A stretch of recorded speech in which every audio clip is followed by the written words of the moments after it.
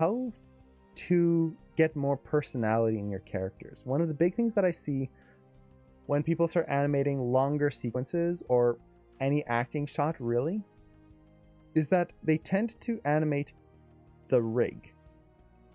And what I mean by animating the rig is that you start with this pose. You can see I've got two rigs in here and I brought them both in and they both start in this T pose. And this T pose is the most boring, default, mundane pose there is because it doesn't tell us anything about who these characters are. Are these characters angry? Are they sad? What's their default personality, or I should say their neutral personality? Are they an optimist? Are they a pessimist? What's their view on life? Are they a happy person? What can we tell of these characters? And honestly, we can't really tell anything from them. There's nothing here, which means that when we have to animate this shot, we are starting from scratch. We are starting any movement that this character does from nothing, which is very hard to do. And it's not how we as humans work because we have our whole history. We have our whole personality that dictates how we will do things. So one of the first things that I recommend doing when you are starting a new shot is simply finding your character's neutral pose. Now, what I mean by neutral pose is think of when you go shopping at a store and you see a whole bunch of people walking or standing in line. Look at what, if you ever do that, look at their poses and see how much variation there is in each pose. They're not just standing like this in a T pose, perfectly straight, symmetrical, waiting for their turn in line. Oh, my turn. Push the cart forward, stand back into a T pose. No. People have variation. Some people, they favor one leg and keep their arms crossed. Other people keep their hands on their hips, others in their pockets. Some people keep their hands on their sides. Some people hold their hands like this as they're just waiting. What do they do? Like, do they lean forward? Are they leaning on the cart? Are they leaning back? Do they kind of have a tilt to their shoulders? Everyone's a little different. If you look at kids, they don't really have a neutral pose because they're constantly moving.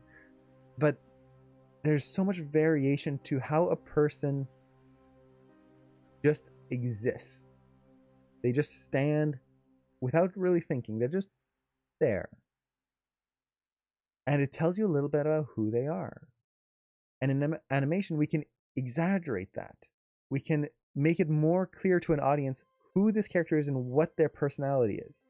Again, are they an angry person? Well, maybe we make them a little closed off and just kind of more just squinty, so that it kind of makes it feel like they're not approachable. Maybe they're a really excitable person and they stand up straight and they're just big, wide-eyed and happy all the time. Some stay in a T-pose. Yeah, just that's their default. If it's a robot, maybe that's it. Like, it kind of moves and it's kind of janky as it moves, and then almost like it's spring-loaded. As soon as it kind of hits its stop, it's just twing and stays there in a T-pose. You could actually do something like that, but again, it's because the character requires it and not because it's a rig. Not because that's how I brought it into my scene and, well, there you go. That's the default.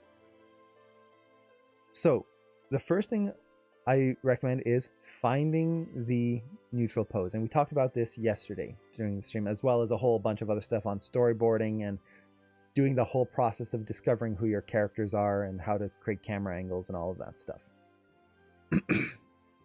So, let's look at the neutral poses I did. So, the characters here, right now there's no character. As soon as I move this forward here, suddenly there's a little bit more character to these characters. Suddenly we have personality. And let me actually just check something here. My text here disappeared. Not that it needs to be there, but there we go. So I created this neutral poses, and suddenly these characters don't feel like the same person. There's a very different vibe to each one. One feels a little bit more standoffish, like she would be harder to approach. She doesn't look as friendly.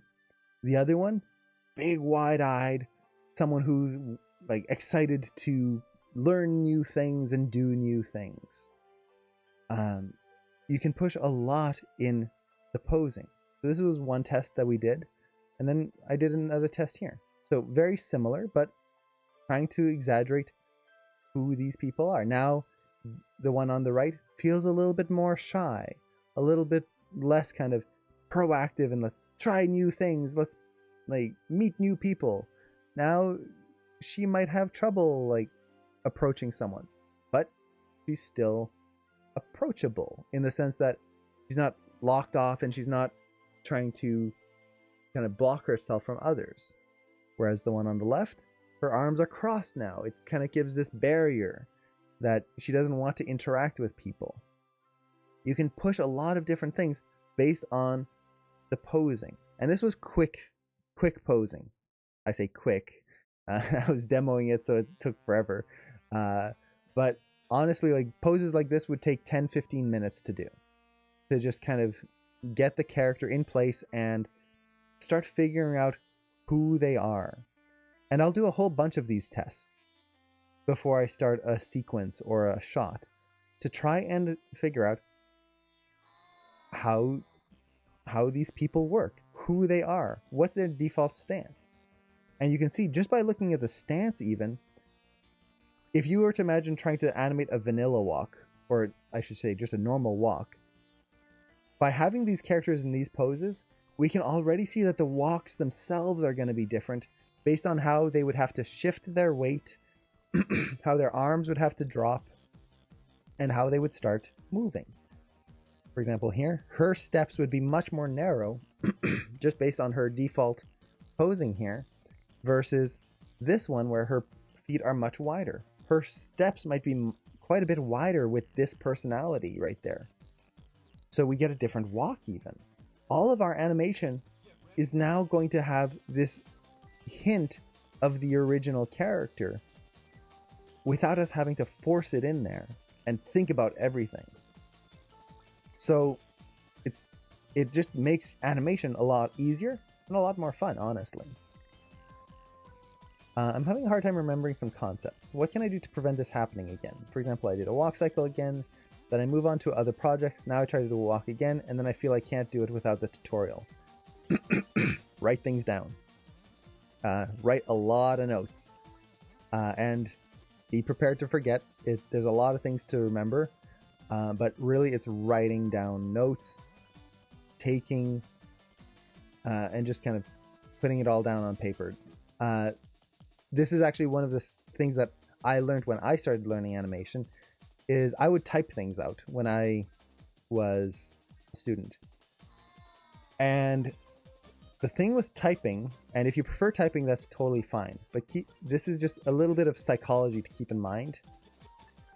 When you write something down with a pencil and paper, it actually sinks into your brain more because it's a physical act. The act of writing out each letter imprints on the brain better than typing. Typing is an automatic act a little bit more because we're just typing much quicker. We're looking at the screen and thinking about things differently. When you have to write it out, it's a little slower. And because you're having to write each letter individually, it applies it into your brain more. And I actually found, for me, that helped a lot. I have stacks of notes that I kept. I don't know why I still keep them, honestly.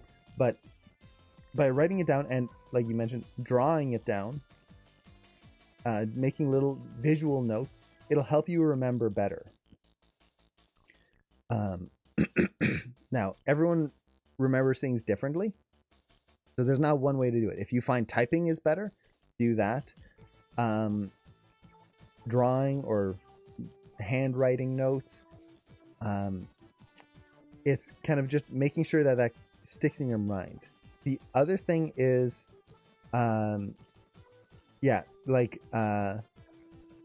Lois or Lost Bandit mentioned, revising. So once you learn how to do a walk, like a day or two after, refresh it in your brain, or even like 3 or 4 days. Try to do it again within a time frame. so that you are making sure that you are remembering things. And you will forget, but then you rehash those few things. Don't wait a long time to go back to it. And then the last thing is, if possible, try to teach it to someone or explain it to someone. So once you kind of get the concept, just talk to someone about it. And again, try to explain it to them. The act of teaching and sharing knowledge imprints the knowledge better into your own head. This is something I figured out when I started learning when I started teaching at Animation Mentor, and even before that, actually, when Cameron and I started helping out with other students, we would teach them. We would be not mentors, peer buddies to them. We would help them out with their assignments, students in lower classes, and we would teach them what we knew and share what we knew from our time there. And by doing that, by explaining the process and having to try and teach someone the concept so that it's clear and makes sense, it really ingrains it into your brain how it works. And it forces you to think of, well, why does it work? Because when we learn things, we just do it. It's, okay, I need to put a walk cycle. I need the pose here, pose here, pose here. Done. Okay, I've got that. Moving on. Pose here, pose here, pose here. Done. Moving on. So as soon as it's you're finished, it's out of your brain and you move on. But by teaching someone or sharing it, you have to explain. Okay, I have to put the pose here. Why? Why do I have to put the pose here? Why do I have to put the pose here?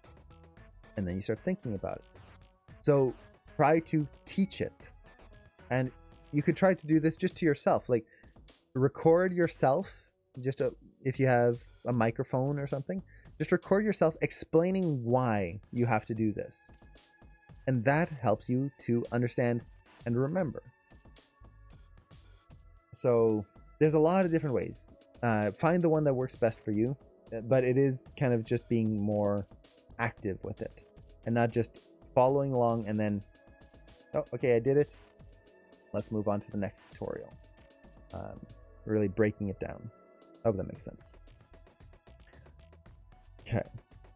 So, for these poses here, the big thing that I'm going to be doing today is just doing more of these poses where I want to just figure out who these characters are. How can I vary up the way they feel and make them feel different? And Tiki, bonjour!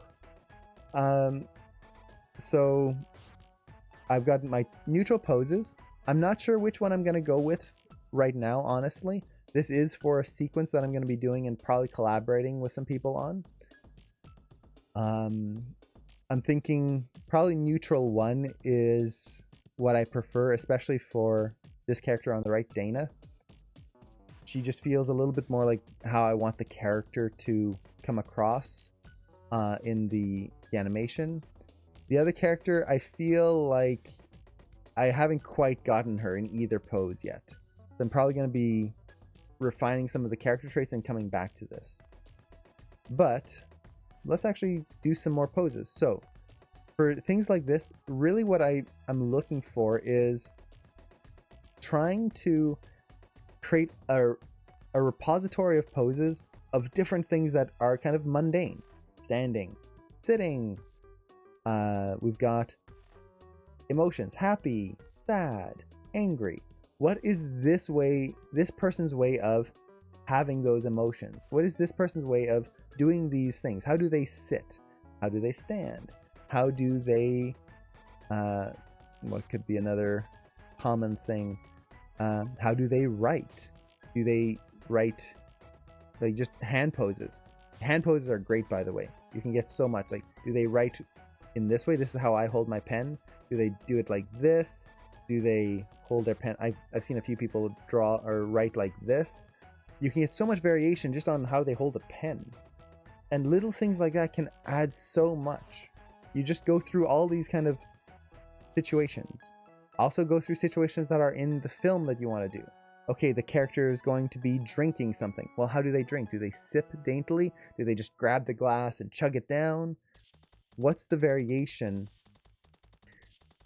of how these two characters are going to do the same thing. Let's see. I feel like when I write notes, I tend to understand well if a person walks, their right leg moves first, but when someone rolls, they tuck this in first, and so in order to add personality, I can just change how they go about it. Yeah. Hand moves out first. When you roll, then... Yeah, so that's a lot of studying reference as well. And in terms of, just this little note, in terms of which leg goes first, it really depends on the person. Some people are left-legged, and some people are right-legged, which means that they start with one leg first versus the other. And this does not go with your hands. So you're right-handed or left-handed, that does not mean that you're like always left-footed if you're left-handed. Sometimes it switches. So it really depends on the person. And this is something you learn about if you ever do like surfing and stuff, which leg goes first, and how you push off the board changes based on that. So let's actually do a sitting pose here. Now for the sitting pose, the first thing I'm going to do is I'm going to just quickly reset the character's poses. When I'm doing character tests, I'm not a fan of starting with a whole bunch of animation already in place like this. It is good when you're already animating, but this is exploration. So I don't want to have any preconceived notions based on my previous posing here. If I figure something else out and kind of go, oh, I really like how I pose the character in this moment, I can incorporate that into my previous poses versus always just going... Let me put it this way. Basically, what I don't want is to create one pose, and let's say I go here, and it's like, okay, nice. And then everything else is built off of this. That's not exploration. That's doing one test and then sticking to it. I want to find out new things. I want to be able to come up and discover something in a different way. So I'll reset the pose. Now let's actually start with Dana here on the right. And I'm just going to zoom in here. So this character, I actually have all the character bios written out here. I'm still working on this, by the way. This is a work in progress, but here are the character bios. So she is athletic, polite. Both of these characters are socially awkward in different ways. She's a hard worker. She's trying to make friends. She wants to break out of her shell, I guess you could say, and be more social to people. So, with all of that in mind, how would she sit? How can I sell those elements of her character based on the way she sits? Well, this is where you can come up with whatever you want, honestly. There's no wrong answers here. Well, actually, the only wrong answer is if we're not selling the personality. But I can highlight different aspects of her. So, for example, if she is athletic, maybe like she's athletic and hardworking. Maybe she doesn't like to sit still. So I'll bring her down on the seat, and I always start with the hips because, well, the hips are the main thing that moves people. So we'll start with the hips here, but maybe she's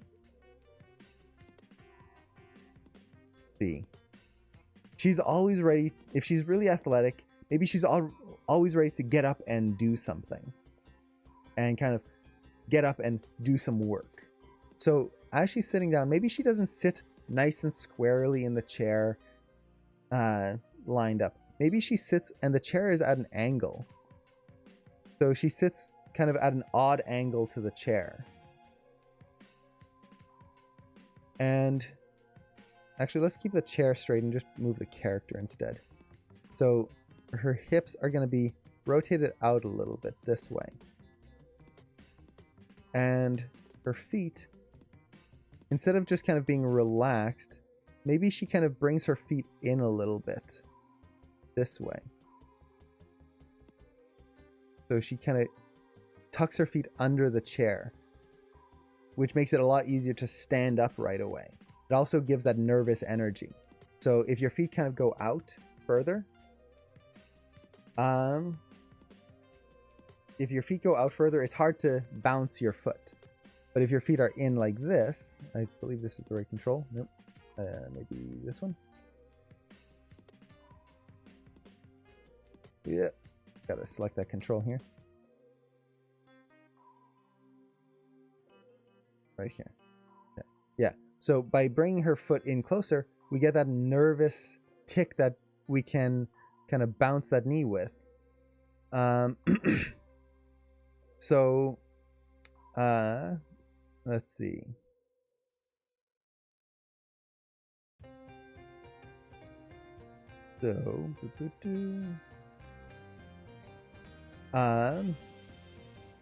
So by bringing her feet closer in, we can kind of push that nervous energy in there and give that feeling that she is always like ready to go. And instead of kind of keeping her legs like centered to the chair and relaxed, there's just this kind of heightened energy. Even like bring that foot back here and make sure it doesn't go through the floor. That'll help.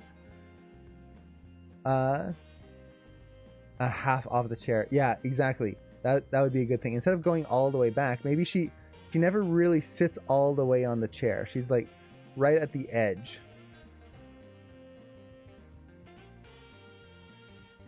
Now, just for the sake of posing, I'm gonna rotate this just so we get a little bit more of a 3/4 pose. It'll just make this easier to get some more personality in here. And let's take the hips and rotate that.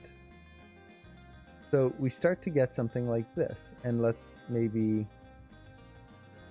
bring that leg forward a little bit. Okay. And I'm just going to angle the feet out. It just makes for more interesting posing. Now, her body. How does she sit? Does she lean back? Does she lean forward? Well, if she's kind of high energy, try this in my chair. And this is the thing. Try the pose yourself. So as I'm doing this, one thing I'm noticing, as soon as I bring my feet back, my heels want to come up. So let's do that. Let's get that foot up a little bit more right here. Okay. And the other foot, same thing. Maybe just a little less. And one thing I'm noticing, just looking at my own feet, the angle is a little bit closer in. So I'm going to bring that in just a little bit more. And I can always push the knee instead. Okay. Now, how does she stand? So maybe, well, let's think, what are her hands doing?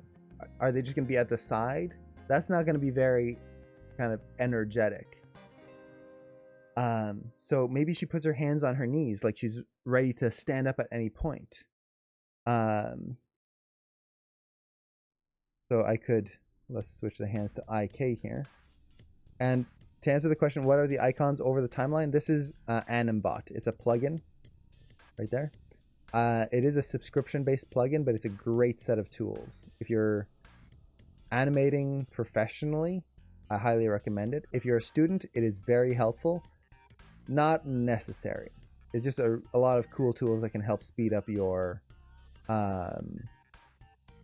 workflow. So you don't have to get it, but it is useful. So her hands. We can do a lot of things with the hands. We could make it so that she is, maybe like Peter mentioned there, twiddling her thumbs. She's supposed to be a nervous person. Let's actually rotate her hips so one leg is slightly ahead of the other. That she could be twiddling her thumbs. She's a nervous person. She's socially awkward. But maybe she's just got her hands on her knees. So we could, let's kind of lean her forward just a little bit here. So maybe she sits and we've got the hands on the knees here. Kind of like she's ready to stand up at any point. Let's get that elbow in a little bit more. Like that. Or maybe she's just really excited and she kind of holds the edge of the chair.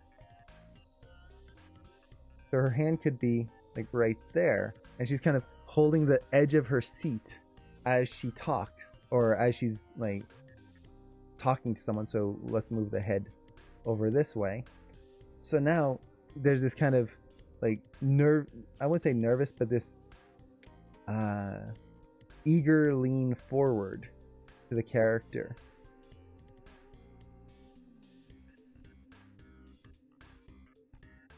Where she just feels like she's ready to jump up at any point. Or maybe, and you can see I'm doing this very roughly.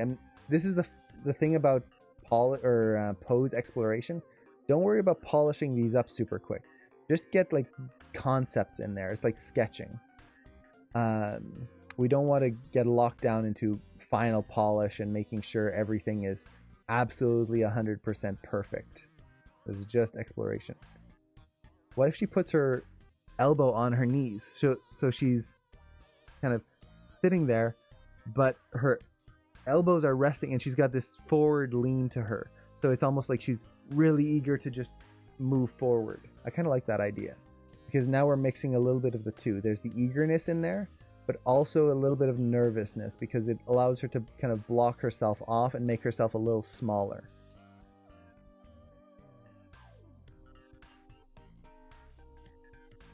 So let's try that. Now, as she's doing that, if I do this, I can feel my shoulders as I do this. I can feel them roll forward. They go whoop, as I try to bring my elbows to my knees.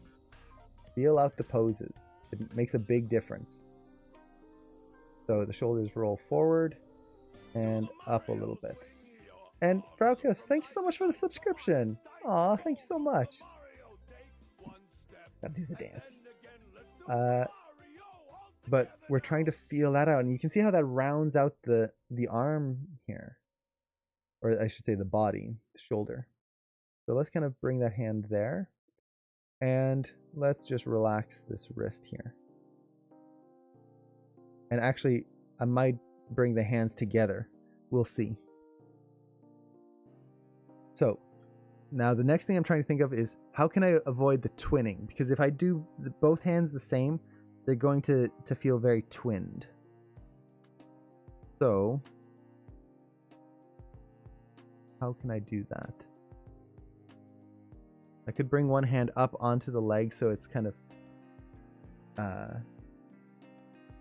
mixing the two together. So one arm is a little bit more like this. Let's bring that elbow back so it doesn't feel weird.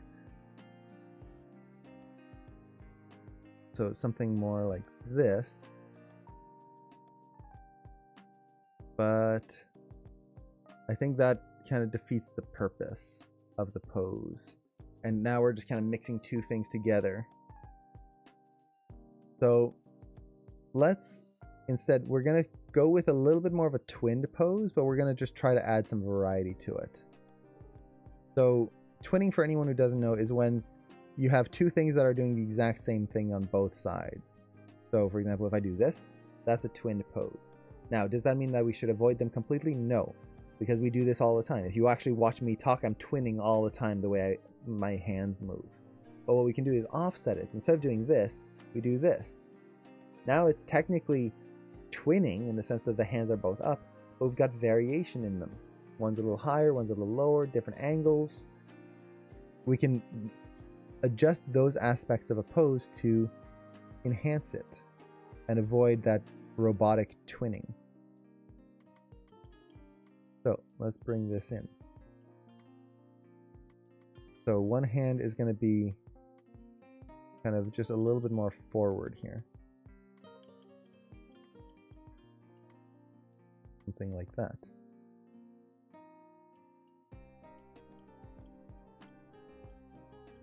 Relax the hand. Yeah, I think I'm liking this. Now, to be fair, this is just the first test. We can do multiple tests. I can do 5 or 6 different seated poses with her and see which one I like more. Fraternal twinning, I like that. That's a good one. The twin in me really appreciates the depth of that joke.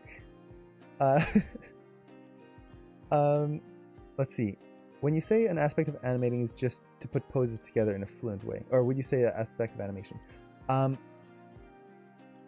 I'm not exactly sure, like, by fluent exactly what you mean, but I would say a core aspect of being a good animator is making appealing poses that make sense and work. And not just work in terms of appeal. They have to work mechanically, and in terms of appeal, and in terms of telling a story. Posing is the core of any animation. If you don't have good posing, nothing else matters. So for example, if I have a character here and I just have this character sit down, just boop, and then, okay, I need to have her sit. Boop. Okay, she's sitting. Yay. Is that a good pose? Does it tell us about this character? No. If that's all I have, no matter what I want to do with this character, I'm not going to get anything decent. If she's supposed to be angry at an interview and she's sitting like this, that tells me nothing. So the ability to push a pose and to get a character to feel, and feel as if they're existing in this moment and thinking in this moment, living in this moment, that is essential. If you don't have that, nothing else matters, because you're building everything on a foundation made out of sand. Yeah, sad people move differently to happy people. Exactly. The emotions that you get are going to be vastly different based on the emotional state of the person, based on the day they've had. They're maybe just tired. They might be happy, but today they're just, the work today was so long and hard. So they're just exhausted. How can you exaggerate that? And then understanding the core elements of appeal and design. So appeal and design is a very important aspect of posing out characters, and can really make or break poses. If you're not thinking of the appeal and thinking of how you can exaggerate the design aspect of it, you're going to be missing out on a whole bunch of things. So design is silhouette, line of action. It's the negative space, the straights versus curves. All of these different things go into creating an appealing design and an appealing animation. So yes, posing is something that you cannot skimp out on. And I highly recommend, especially for anyone who's starting animation, just do a lot of posing. In Animation Mentor, one of the first assignments you have is just posing tests. Just doing a bunch of different poses based on different moods or different themes. And I know a lot of students, when they do it, they don't like it, because what's the point? It's just, they should be focusing on animation. But the big thing is, that is animation. Making good poses is what's going to get you amazing animation later on.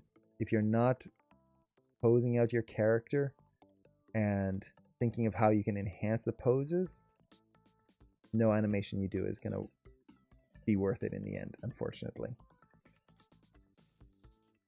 I'm just going to do a quick hand pose here. Hand poses, for quick tests like this, I try not to get too caught up in them, because they're not the most important.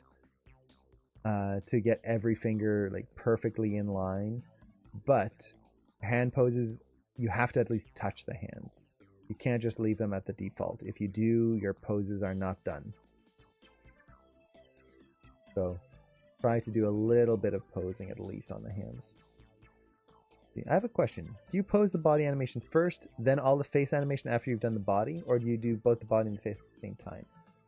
It really depends on the shot, honestly. I used to separate them. So I would do the whole body animation first, then the face.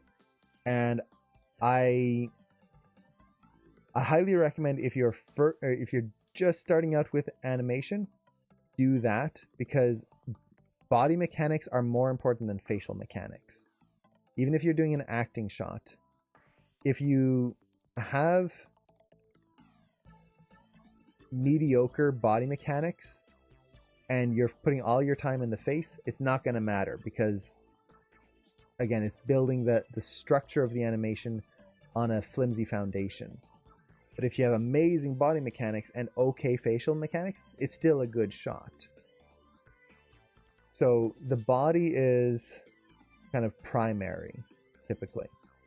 Now, with that said, once you do get more experience, at this point I like to do both. I don't polish the face, but I try to get placeholders for the face, where I'm just trying to get like basic emotion, basic feel of what the character is going through at this time. Nothing more than that. Just keep it simple. And it's just something to have in the shot so that I'm not dealing with a blank canvas. I'm not a fan of how this... I'm starting to get too much twinning, more than I want. So actually, let's try this. If she's nervous, what I can do is make it so that she's interacting with her own hand. Yeah, let's try that.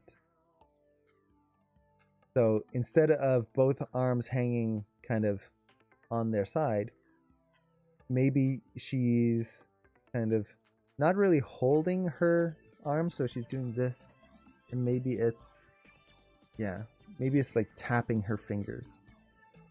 So the wrist is going to be a little straighter. But yeah, in terms of the face, it's really up to you and your workflow. I'll honestly switch between both. There's really no wrong or right way to do it, as long as you get the final result in the end. Do you think it's useful or better to use auto key? Again, it really depends on you. Some people I know hate auto key, other people love auto key. Whatever makes you work better and faster and more efficiently. For me, I animate with auto key all the time. I never turn it off.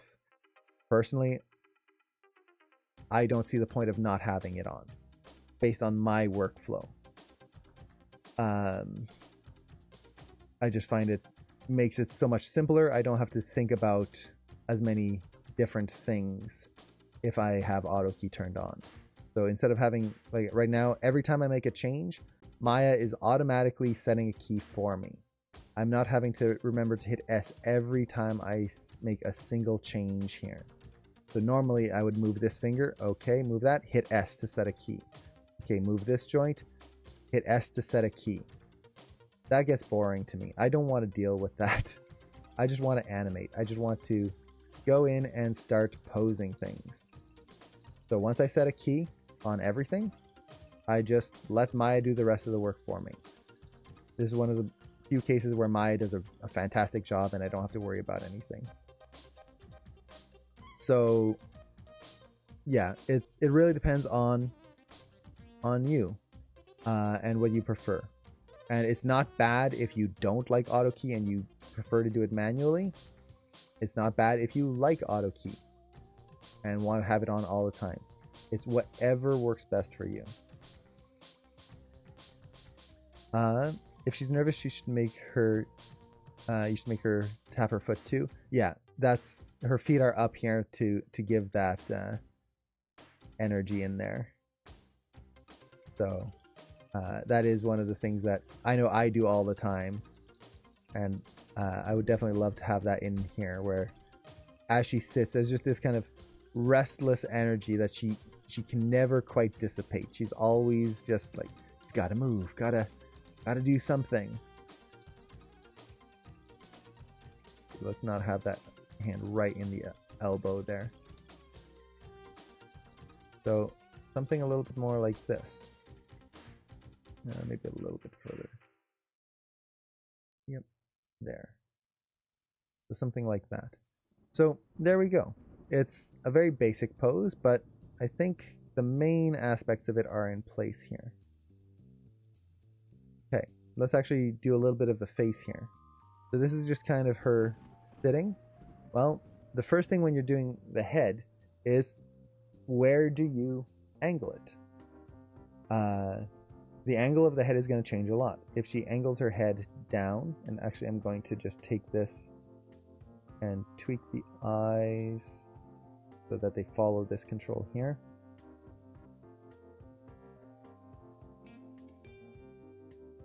Okay, and move that forward and have her looking over in this direction. Okay, so head angle. It really depends on what I want. Going lower down will make her feel more antagonistic. Going further up will make her feel like she's condescending. Variations of that give different feelings. Pulling to the side will make it feel like she's either listening or not listening. We can change a lot based on that head angle. So again, this is where it depends on the character. And to answer the question, I animated with an Intuos 3. I do have a Cintiq. It's actually right there. I just haven't set it up for streaming yet. It's on a different computer. So if I had it, I would animate with it. Personally, I would animate with any tablet as long as it's not a mouse. I do not animate with a mouse. It hurts my wrists too much, or hurts my hands. So I specifically only animate with the tablet, and I feel, at least for me, it just works so much better. It just feels more comfortable, more fun to animate.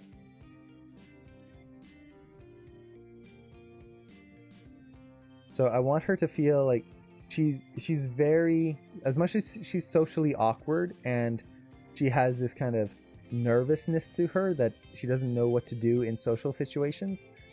One thing I do want is her to feel like she is eager to participate. She is not there to simply like not talk to people. She actually does want to talk to people. That's part of this character. She wants to be better at communicating.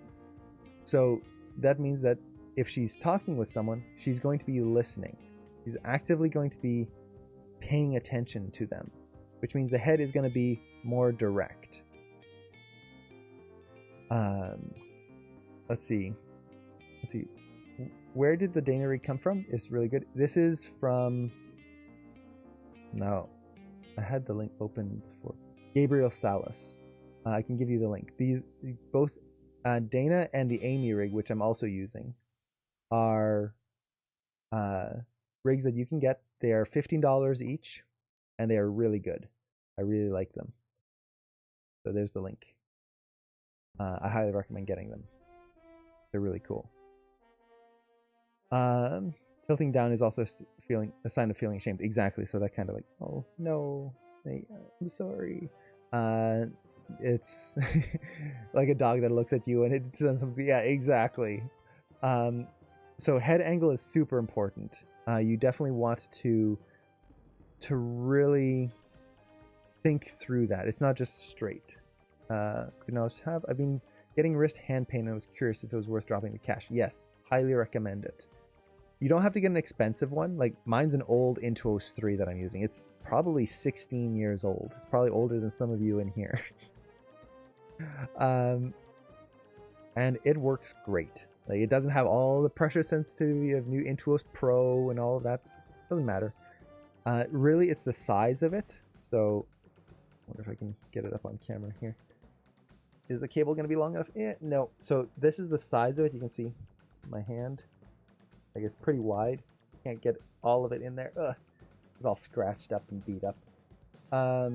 So to me, it's mostly about the size. Don't get a tiny little one. It's just not going to be as efficient for getting the detail you need in movement. You don't need something huge either. Like, think of your desk space. A medium size is usually pretty good. And then, aside from that, it's really just...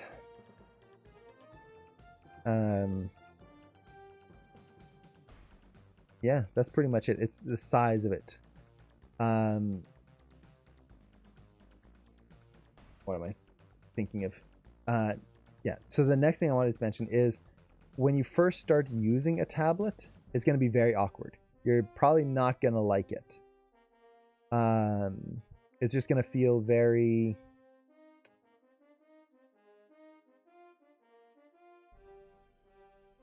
very awkward at first. It's not going to feel comfortable or as intuitive as a mouse. That's natural. When I first got my tablet, I really did not like working with it. And in order to get over that, what I ended up doing was I just unplugged my mouse and put it in a drawer. And I did that for a week. Where I literally only had the tablet to use, and I used it for everything. Browsing the internet, doing spreadsheets, like any work that I had to do, it was all with a tablet. And after that week, or maybe it was 2 weeks, I forget. I would never go back to the mouse for a lot of different things, especially for animating. It's so much easier with a tablet now. So much more fun too. The thing to me with a tablet is when I'm using a mouse, it feels like I'm clicking and dragging. I'm clicking and dragging. It's very impersonal. When I'm using a pen, it feels like it's almost like I'm sculpting in clay and I'm feeling the pose. It seems weird, but to me, it just creates this better connection between me and the animation, which I really enjoy.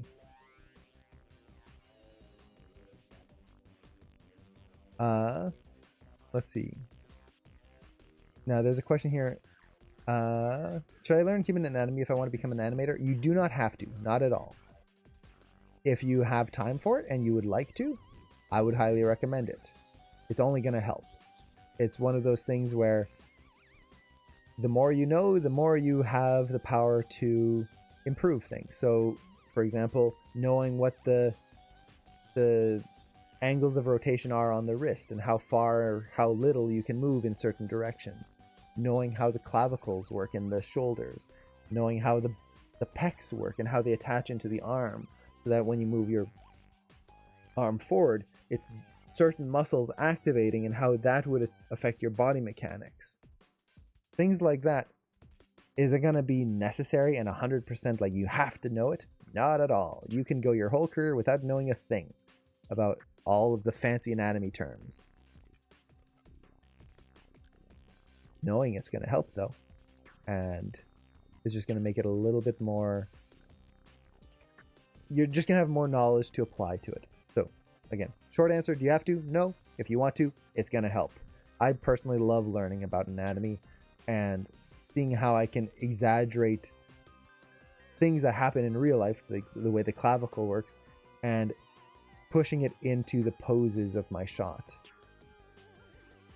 I just find it's a lot of fun.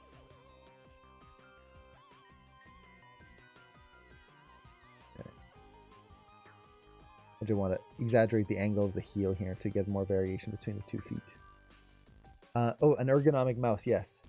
Those are vertical mices that you hold like this and you move around. Those are also really good. If you had to invest in one versus the other, I would personally recommend the tablet, because then you can also use it to sketch and draw. Which, even if you can just doodle, it's a good thing to have. You don't have to, though. If you prefer a mouse, a vertical mouse is a good alternative. It's difficult to get started, but after some time, it becomes an extension of your body. Exactly. I don't think I'd ever be able to animate without a tablet. Or I could, but I would not be enjoying it nearly as much. I was worried about speed, so I'm glad it helps when you get used to it. I'll definitely look into the mouse. Yeah. One more question. You still use the keyboard? Yes, I always have my hand on the keyboard. I couldn't imagine programming all the hotkeys to a tablet. No, I've had this tablet for 16 years now. I don't think I've ever programmed any of the hotkeys. I probably should, honestly, but I never really found a need to do it. I've always got my hand right on the keyboard anyway, so I'll just use the keyboard. Let's see. Do you think it should be a better experience with a tablet with no screen compared to a mouse?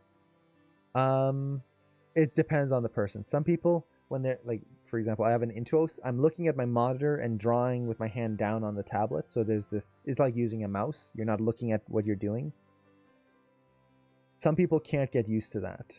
That kind of hand-eye connection between drawing on a tablet and looking at something else is very hard to get used to for some people. And they just don't like it. So it's a very personal thing. For me, I don't have a problem with that. I find it actually, in some ways, like I've used my Cintiq for some animating stuff. I actually have a harder time doing that because my arm is always in the way.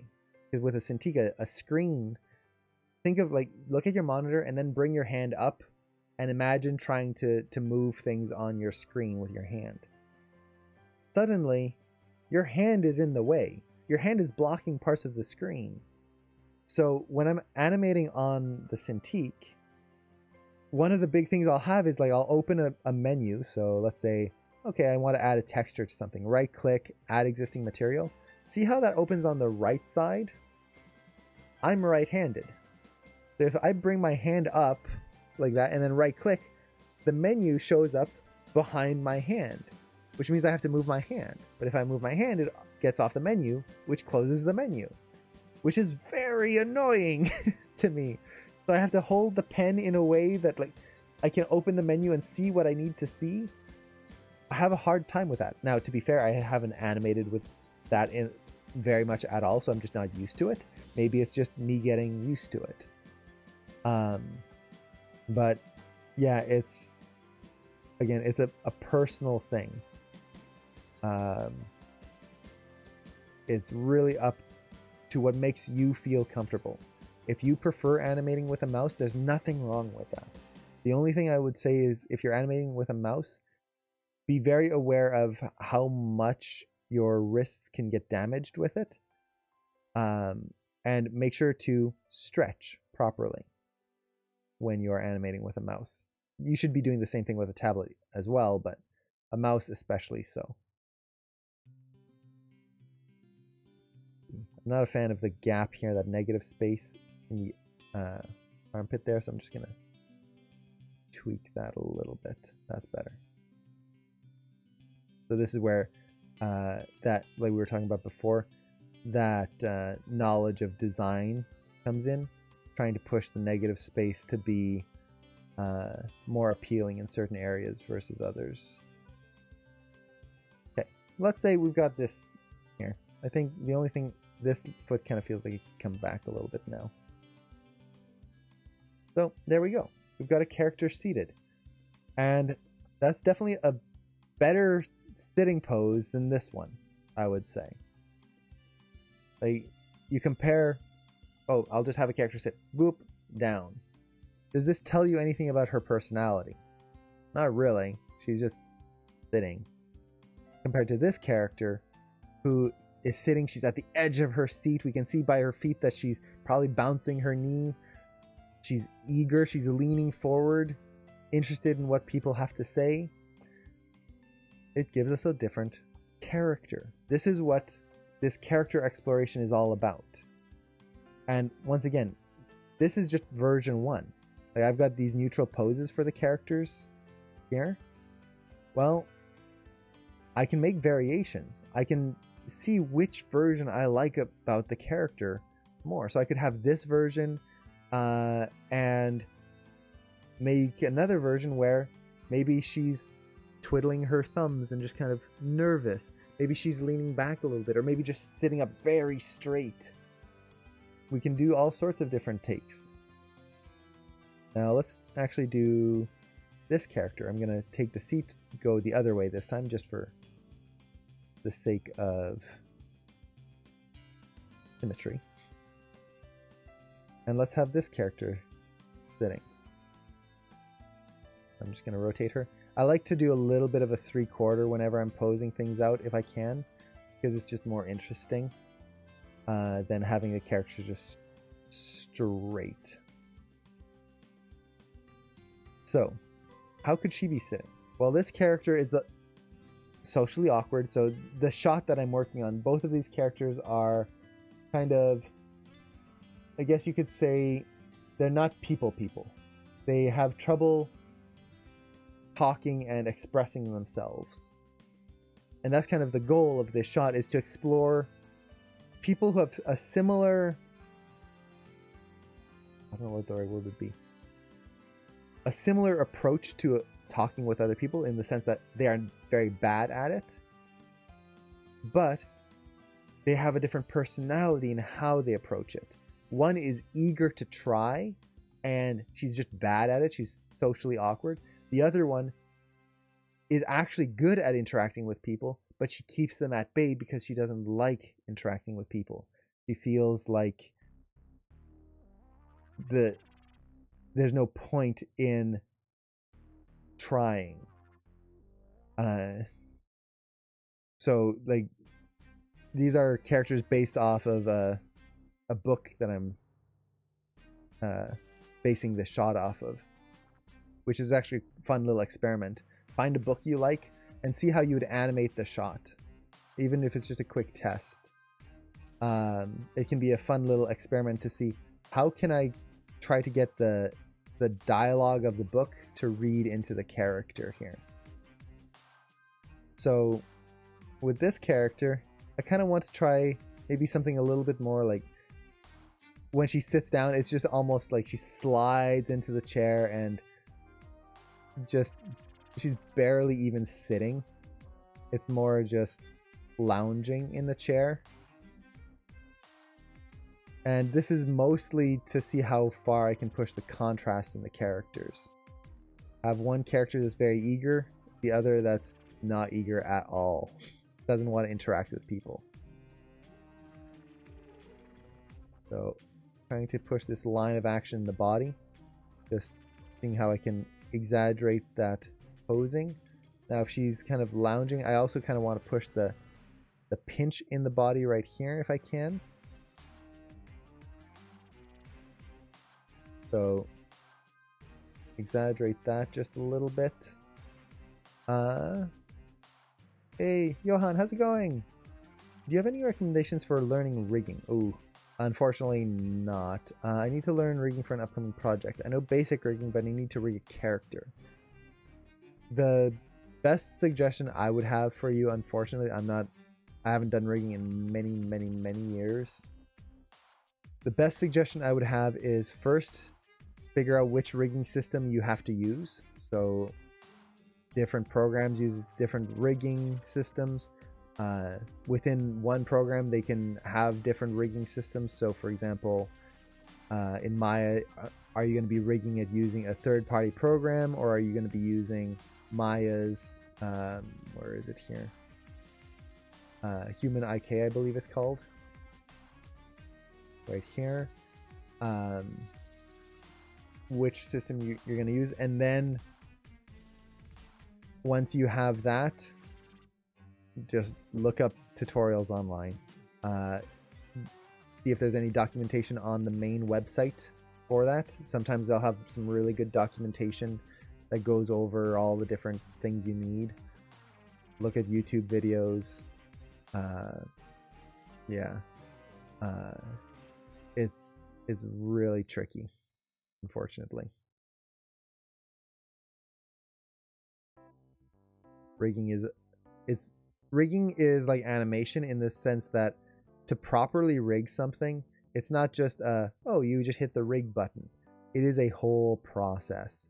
Riggers are some of the most sought after people in the animation pipeline. And that's mostly because it's such a hard thing to do right. To properly rig something is a chore. And takes a long time. So, yeah, unfortunately, the best thing I can suggest is looking up tutorials online and kind of focusing on whichever system you want to learn. Can't use any third-party application. It's for a competition. Okay.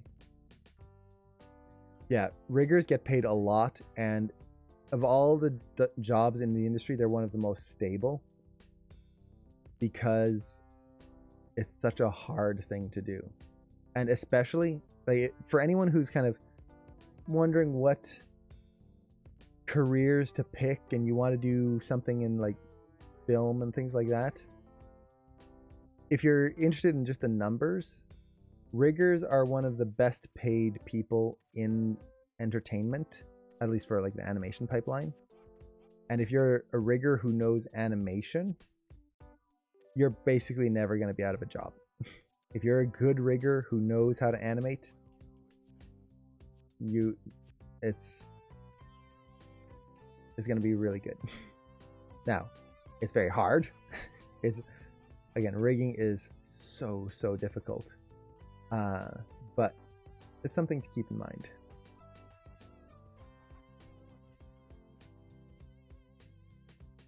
So this character is a little bit more like standoffish, trying to get the hands tucked in here. Crossed arms are always a kind of pain to work with. There's just so many points of contact. But let's see if I can get this right here.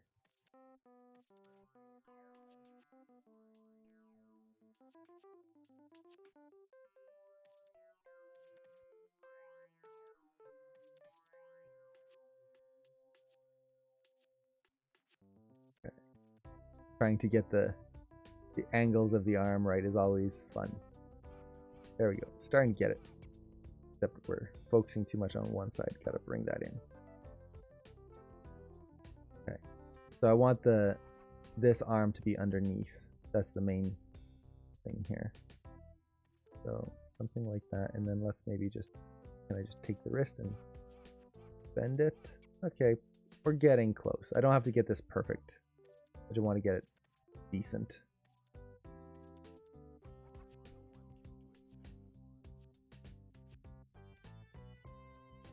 Okay, something like that for now.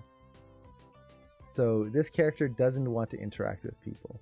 So her default is going to be kind of crossing her arms to kind of, it basically, the act of crossing your arms is creating a barrier between you and other people. It's actually something, if you're in an interview, try not to cross your arms. So if you're sitting down at an interview, don't do this. Don't cross your arms.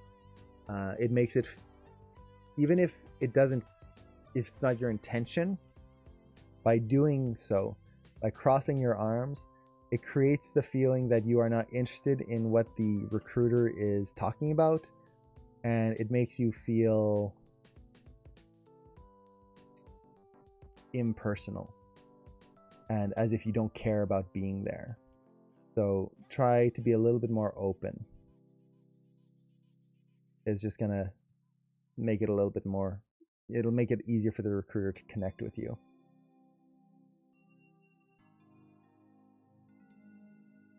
Now I want to add a little variation to the feet here.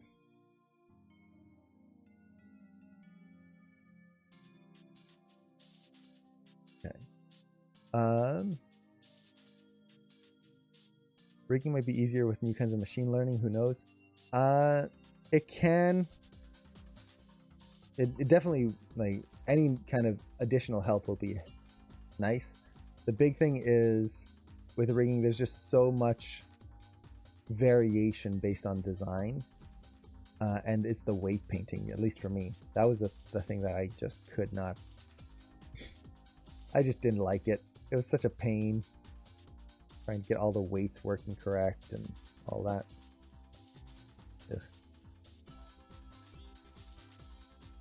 So let's add some variation to these feet here.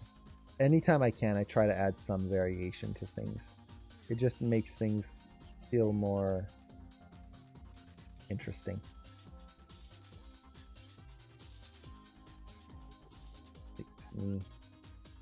Let's bring it in. So she's just very closed off. She tries to keep herself to herself. Make sure this ankle isn't broken. Usually the ankle, if you're in a relaxed state, it kind of just does a straight line. So let's kind of do that. And now let's go with the head. And actually, before I do that, these fingers. I don't need them poking out in the silhouette there. Let's see. Let's see. Remember you did a demo on improving poses with blend shapes? Can we have it back, please? It should be up there, I believe. If you go under the facial animation section in the videos, I believe it's up there. I think I re-uploaded that one. Might be wrong. I'll have to double check. And I'm just going to curl these in just to get them out of the way. There we go. Now let's actually go with the head. So this character is not interested in interacting with people. She doesn't want to make new friends. Eventually she does, and reluctantly she kind of starts opening up in the story. But at the moment, no. So by bringing her head down, that's going to help exaggerate that kind of feeling of kind of standoffishness, and maybe just pulling the head away slightly. So she's facing screen right, but she doesn't look at where she's facing. She could be kind of like looking anywhere else. Or even if she has to look in that direction, she doesn't really want to look like she is actually paying attention in any way.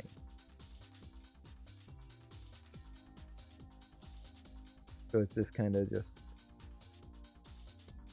not wanting to interact. Let's see. I don't want to go too far with it.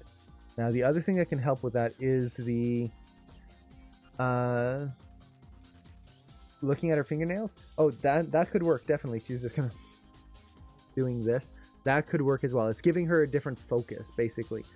She's in a conversation, and instead of being active in the conversation, she's just doing this mannerism. And this is a good thing to have. For example, some people chew their fingernails. Some people, like in this case, for her, she may be looking at her fingernails. Other people scratch their faces. There's all sorts of different mannerisms you can add to kind of give them that preoccupied look to them. And maybe that's going to be a variation I tried, to kind of bring those fingers up so it's just that second nature thing. Or it could be a phone. Like, honestly, at this point, a phone has become such an extension of us. A lot of people, their default state is to just have the phone in their hand and just have it there. Now with that, I tend to try and avoid props. That's just, for me, I want to be able to find out who the character is. Oh, there you go. Hey, thank you, Johan. Awesome. So there's the link. I try to avoid props just because maybe there's a situation where she doesn't have her phone. What's going to be that character's position then? I'm just trying to figure out those alternatives. So we've got that. Now with the face is a great way to show how interested people are in something. So I mentioned this kind of example a lot. If you give a kid, let's say you have a kid who's looking forward, and then you put a plate of cookies off to the side. Typically what will happen is cookies, and the side facing the cookies, looking in that direction, is going to open up because they're interested in cookies. Yes, I want this. When you're interested in something, you open up on that side. Now, same situation, but you put a bowl of broccoli, steamed broccoli on there. Now, I actually like broccoli, but like for a kid, you put that broccoli on there. They're not going to go, broccoli. It's going to be, broccoli. It closes down on that side. Ew, no, yuck, I don't want that. It closes off. If you're looking at something and you want to show that this character is interested in it, open it up on that side. If they're not, close it off. So if we look at our characters here, I've opened up her face. You can see in the direction that she's looking, it's kind of opened up there. Now for this character, if I want it to look like she doesn't care about what is going on, I'll do the opposite, where I will close off that side.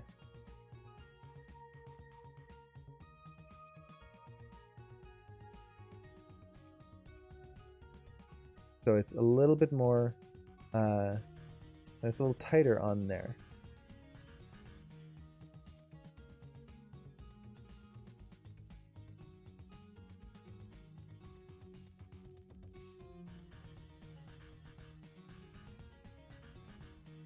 So she doesn't have to be angry per se, but it's just closed off. Let's actually get the mouth in here. So she's not impressed. It doesn't mean that I don't want her to be like a sourpuss all the time where it's just miserable. It's just her default state is not smiling. It's just kind of neutral.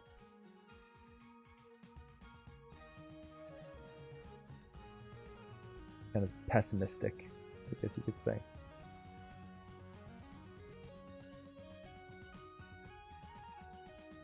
You'll notice I move the mouth a lot. I don't just move the corners, I actually move the whole mouth around. This is because our mouths are very flexible and we can move them up and down and all around. It adds a lot to your facial posing. And then let's just take that lower lip and tighten it up a little bit, as well as the upper lip. That'll make her kind of feel just a little bit more, wrong way, closed off. There's a tension in her lips. So something like that.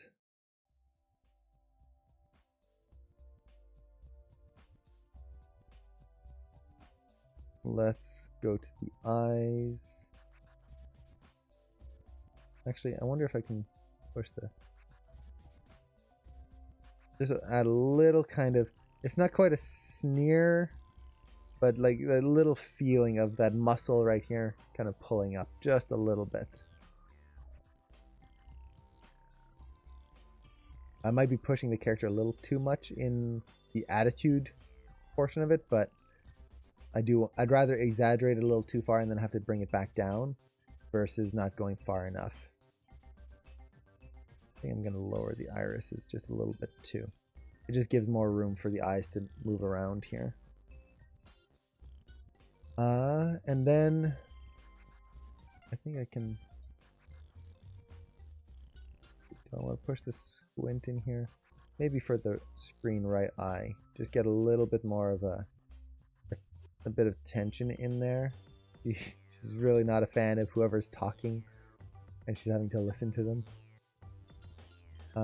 And then let's get the eyes shaped. So the first thing I do with the eyes, just get the basic angle of the lids.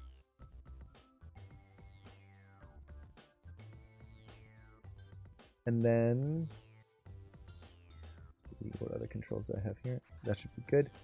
Once I get that, actually shape the eyelids. So for example, this one, definitely want to open it up on that side so we can see the actual corner there. And then just shape it so that the eye kind of has more directionality. Now, for posing tests, you don't have to go this far, honestly. This is kind of going above and beyond what is really necessary for a pose test and a character test. As long as you have the main pose, it's the important bit. But I do like to exaggerate the face because, well, I can use it as an opportunity to do facial testing as well and see what this character's expressions would be like. I think one thing I do need to do is just push this eye over a little bit. It was too centered. So you see how the white space on either side of the eye, or on the iris, is very similar? By pushing it off just a little bit, we get a little bit more on this side, which helps to push the directionality of the eye.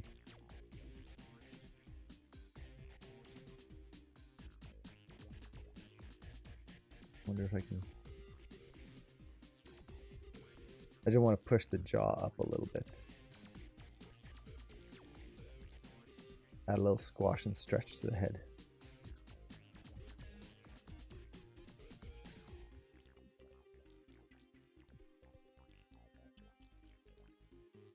There we go. So, very quick. But now, we've got characters with very different personalities in the way they sit. Eye shape makes a huge difference. Eyes are one of the trickiest things because any little change really affects how the character feels and what emotion you have, whether it's either the character's even focused on something or just like looking in two different directions, which is just weird. And I say weird in the sense that a lot of times they're going to be focused and then one eye is just going to drift off and do something else. That's always a pain. So this foot is, I'm not a fan of it pointing straight to the screen, so I'm just going to offset it a little bit like that. There we go. Now, are these poses complete? Not at all. These are quick posing tests. I say quick, we've spent an hour on just this. If I was doing this on my own, I would just be doing this much faster and not explaining the whole process. That speeds things up. But you can see how you can get these variations. And yes, I do need to take a sip. Thank you. So we can start getting these variations and exaggerating the personality of these characters. And once again, we can make multiple variations. So, for example, let's say, I'm not a fan of this seating position here. I kind of want to exaggerate a little bit more. Maybe I just want to try something different. I've got an idea and let's give it a try. Well, nothing's stopping me. This is not our animation yet. It's not like I've jumped in here and oops, I've got 500 frames and 300 of them are already blocked out in this sitting position. Guess I'm stuck here. No, we do this first so that we can easily change things if we have to. So let's try, this is going to be a sitting 2. So let's get that in here. I'm just going to make sure the chair here stays in place.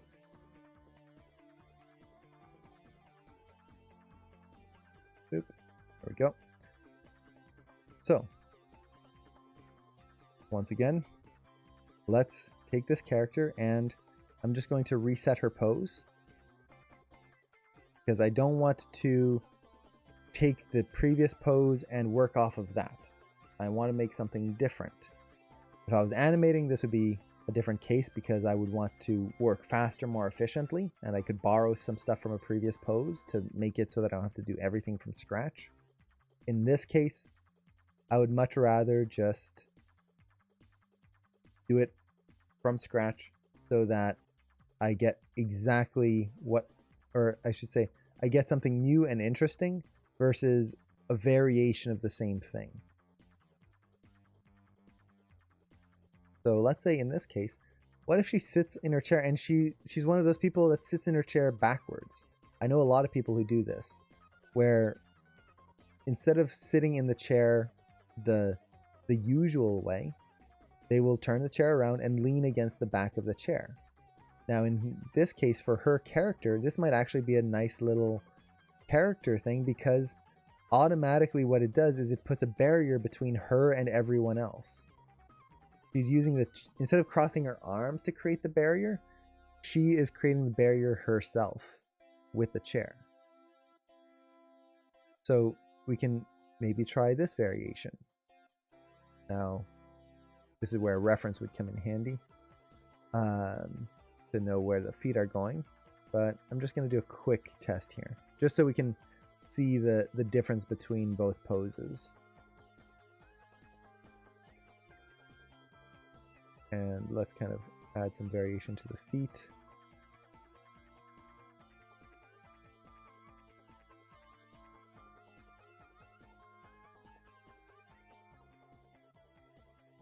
Okay, let's rotate her forward so she's going to be leaning on the chair.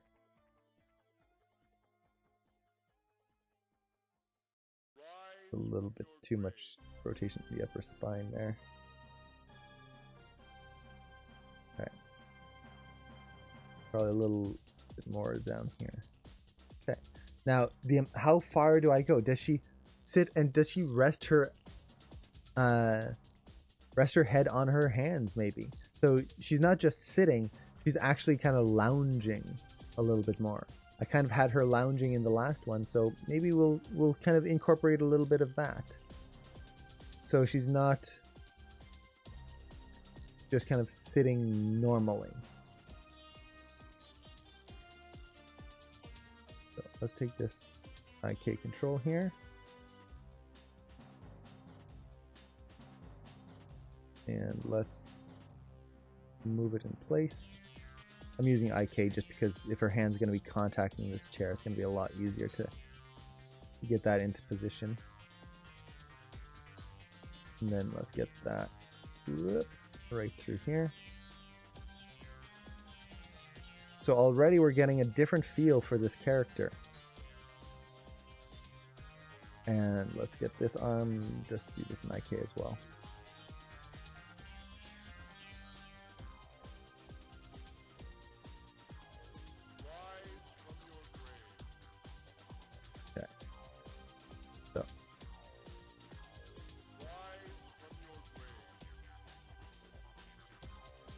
Maybe this hand is just kind of hanging a little bit.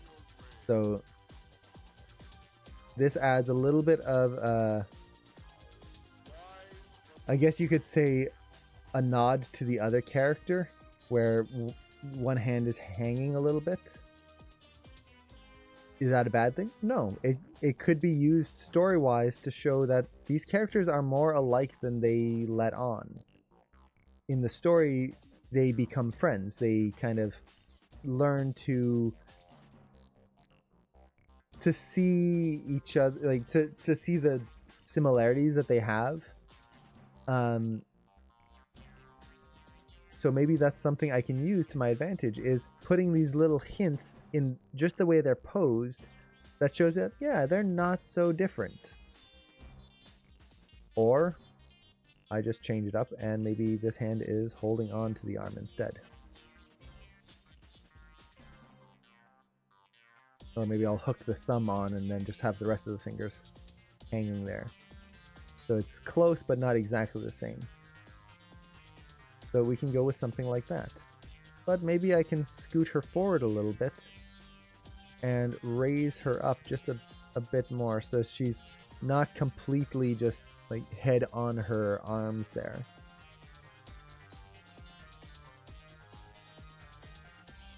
there's so many variations, and this is the fun part to me about this whole process, is there's no wrong answer here.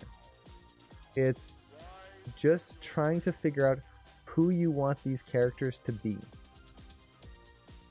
and actually doing it.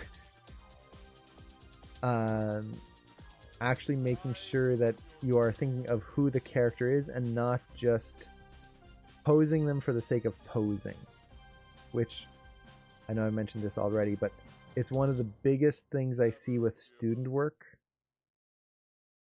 that shows that it's student work, is posing a character for the simple sake of posing them. There's no thought behind why the pose is happening the way it is. It's just they have to be posed, so I posed them. That is not a pose. That is just a... Well, technically it is a pose, but it's not a character. We want to animate characters. We want to make sure that these rigs that we're moving actually feel like people.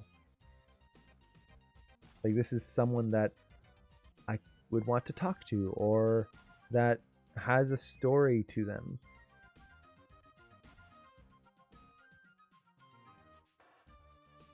If they're just default posed and plain and boring, and plain and boring as in like it's just the rig, then it's never gonna have that life to it. Which is a shame, because I've seen a lot of amazing ideas be animated, and it kind of gets lost simply because the characters never really felt real.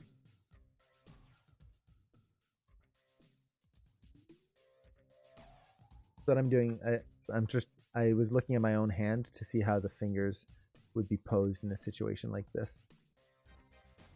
Looking at reference. Even if the reference is my own hand, it's still reference.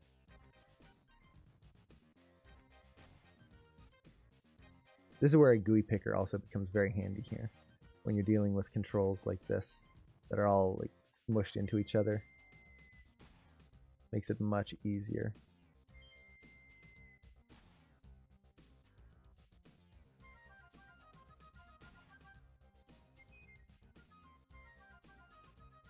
Now, we were talking about silhouette earlier. This is a situation where color silhouette is not being my friend. In the textured view, you can see how her fingers are almost the exact same shade as the chair. That is not good. If I was posing this out, I would change the color, or if this was for the final scene, I would make sure that that chair is a different color, or I would not pose her this way. Because this is not going to be visible in silhouette, and it's just going to be a bad pose.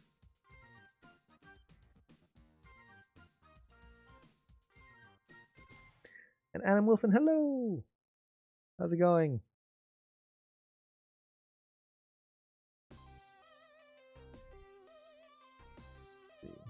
Got a little bit more bend in here. Okay. So we've got that. I can use the bend bows to flatten out the arm. And rotate. Yeah, perfect. I just want to get a flatter feeling on the bottom of the arm, so it feels like there's pressure being put down on there. Ready to start your shot? Awesome. Hopefully it's a fun shot. Let's see, now this hand. Not sure what I want it to do. Oops, I just punched the mic. That's bad. Hopefully it wasn't too loud for everyone. I could have her hand just kind of resting like this, but the problem is I think that's going to be too similar to her hand here. So I could have her actually, if I wanted to change it up, I could have her hand on her face, or even like kind of a mixture where she's got her hand there, so her chin is sitting in the crook of her hand. There's a lot of different variations we can go with here. I could just have the arm hang down. He's just got that elbow up there and kind of doing that. That definitely makes her feel more relaxed. Just doing something like this. But the problem is, again, I think it starts matching too much with this character. As much as I do like that, it's maybe just a tad too close. I wonder, let's try this. I don't know if it'll work, but we'll see. What if she is a nervous person? So what if she had her elbow here and it's almost like she's like pushing the hair over her ear, or kind of holding, not holding the ear per se, but like kind of keeping that hand close to the ear, holding her head almost. Something like that. I wonder if that could work. She could hold the back of her neck. That could definitely work. Now the problem with that is she's got this big poofy hair, which I can easily animate. This hair is animatable, which is really cool. Not that control. I think it's these ones. So I would definitely want to push these anyway so that the hair isn't cutting into her neck. You can see how poofy that hair is. So I would definitely, let's actually just do that for now. Just get that out of there.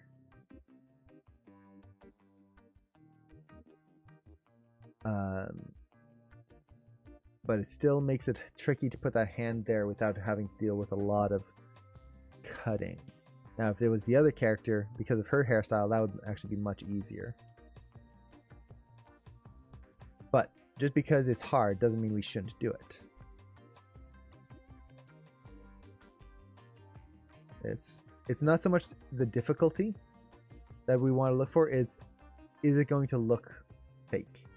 That's the question that I typically ask myself, is if I do this, even if I succeed, is it going to look real?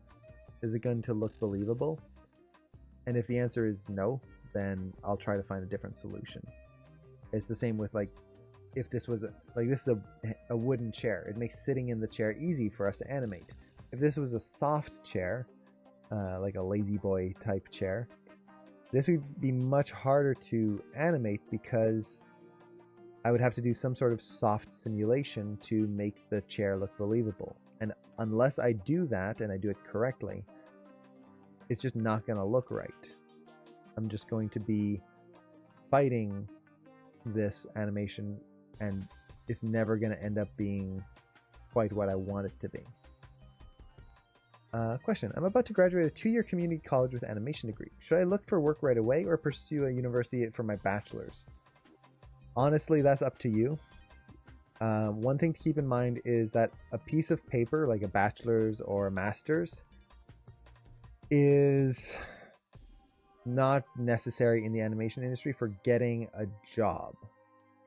So if you're doing it just for the sake of the credentials, it doesn't matter. No studio is going to be going, ooh, this animator has a bachelor's or a master's. Okay, we're definitely hiring them. Honestly, they don't care. It's all the demo reel. With that said, if you're trying to apply for work outside of the country, a master's or a bachelor's can make a big difference in getting your visa. It makes it a lot easier because the government looks at that and goes, oh, they've got a piece of paper saying that they know what they're doing. Okay, we'll let them in our country. So in that sense, if your goal is to animate in a different country, yes, that is a worthwhile goal. Is it necessary? No. You don't need it. You can get a visa without it. It just makes it an easier process. So aside from the visa thing, it's really up to you and what you feel you need. If you feel that your reel is good enough to enter the industry right now and you're like, okay, let's just start applying, go ahead. You can definitely start applying right away. But if you feel that you're still not quite ready and you would like to have a little bit more kind of experience, or like just practice a little bit more, improve your demo reel, then going for some more courses if you can afford it, and if it's not like, if it works well for your schedule and everything, that's not a bad thing. When I graduated at Animation Mentor, I didn't apply for jobs right away. I took a workshop, specifically the creature animation workshop, because I really wanted to learn creatures. And I knew that if I jumped right into the industry, I might not get the chance again because, well, my schedule is going to be super busy and I'll never get a chance to do the workshop I wanted to do. So I took a little bit of a break and focused on that workshop, which I really enjoyed. I really enjoyed that time learning there. So it's really up to you and what you want. There's no, I wouldn't say there's no bad options. It's only bad if it goes against your final goal. I'll put it that way. What if they have a bachelor's in another subject? Does that count? I believe so. I'm not familiar with visas, and it changes per country. So don't take my word for it. I would recommend, if you're interested in a visa, do some research. But generally, as long as you have some sort of documentation showing that you've got like a higher education, that works for getting a visa. At least in Canada. My end goal is animating Vancouver. I'm from Midwest. Midwest, I'm assuming United States. I'm from Canada, so I'm not too familiar with the United States terms. Okay, Iowa. Okay. For me, Midwest is Saskatoon or Alberta. So yeah, in that case, if your goal is Canada, then yeah, it's not gonna hurt.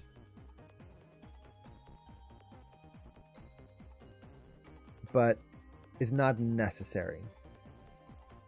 It's not going to make or break your career. It just might make certain things a little easier.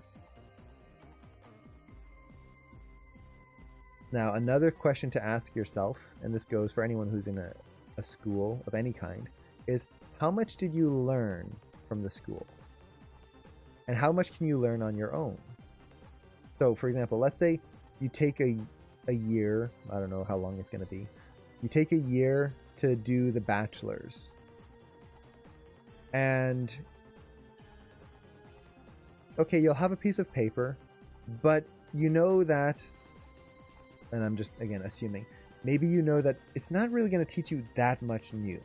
Like, it's not going to progress you that far. Well, in the animation industry, your reel is what's going to get you a job. The reel is what's going to make it so that you are hireable.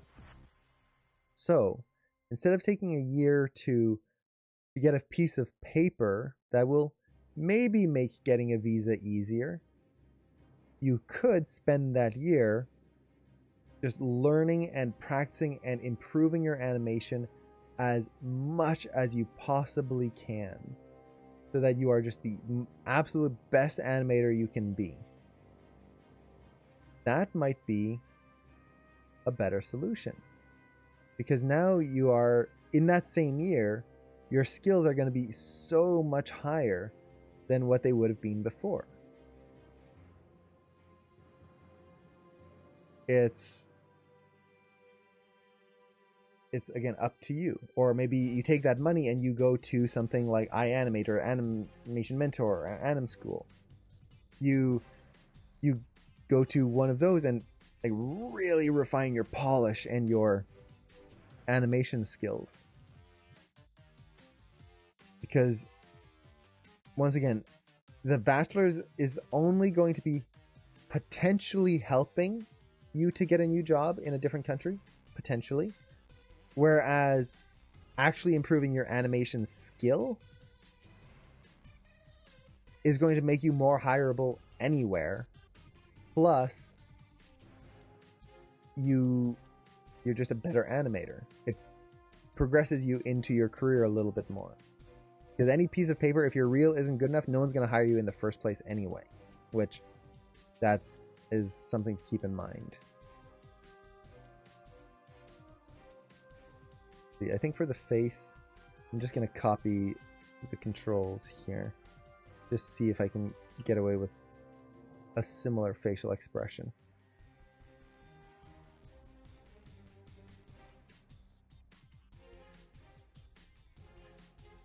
And then we'll kind of tweak it from there. So, I know I didn't really give a proper answer there, but I hope that helps. It's always a tough decision, honestly. And there's no right answer. There's no like, oh, you just do this and you're set. That's all you'll have to do. It's very much individual to every person, which is tricky.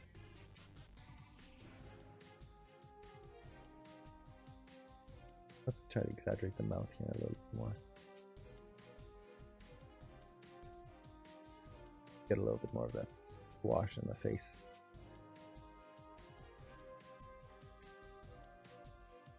And then I think I can open this up just a little bit more here. Yeah.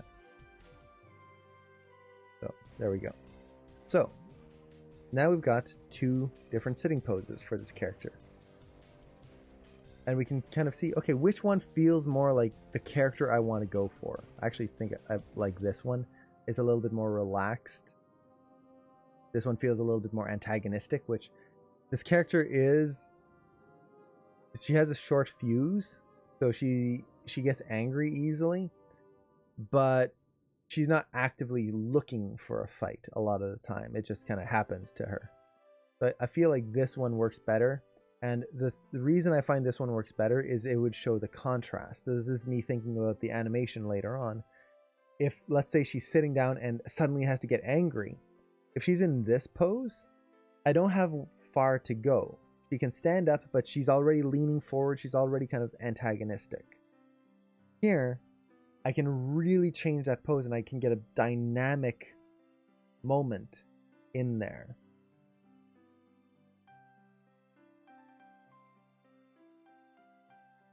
Now, there is one other pose that I had done earlier in this, which, let me actually, I'm going to save this because I haven't saved it all today.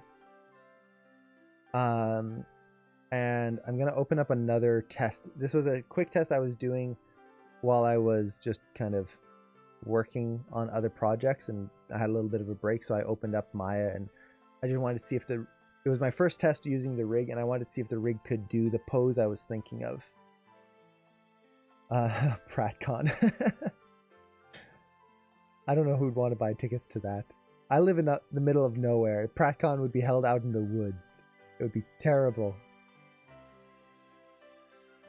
Everyone would have to forage to survive.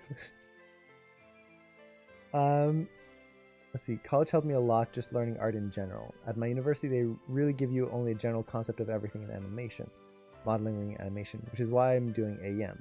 However, the amount of college taught me I wouldn't trade because it did make me better. Exactly. So this is the other thing. It's asking yourself, what did that college give you? I know a lot of people who have gone to colleges before doing things like Animation Mentor or iAnimate or any of those, and they learned nothing. Their animation skills when they graduated, they might as well have just been sitting there doing their own thing.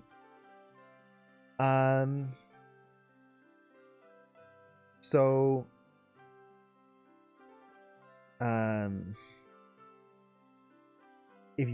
if your college hasn't taught you anything, why spend more time there?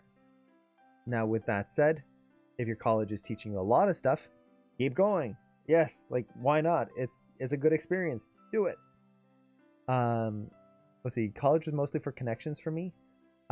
If you're looking for connections, Animation Mentor, for example, like Animation Mentor for me was one of my favorite things, other than learning how to animate, was the connections.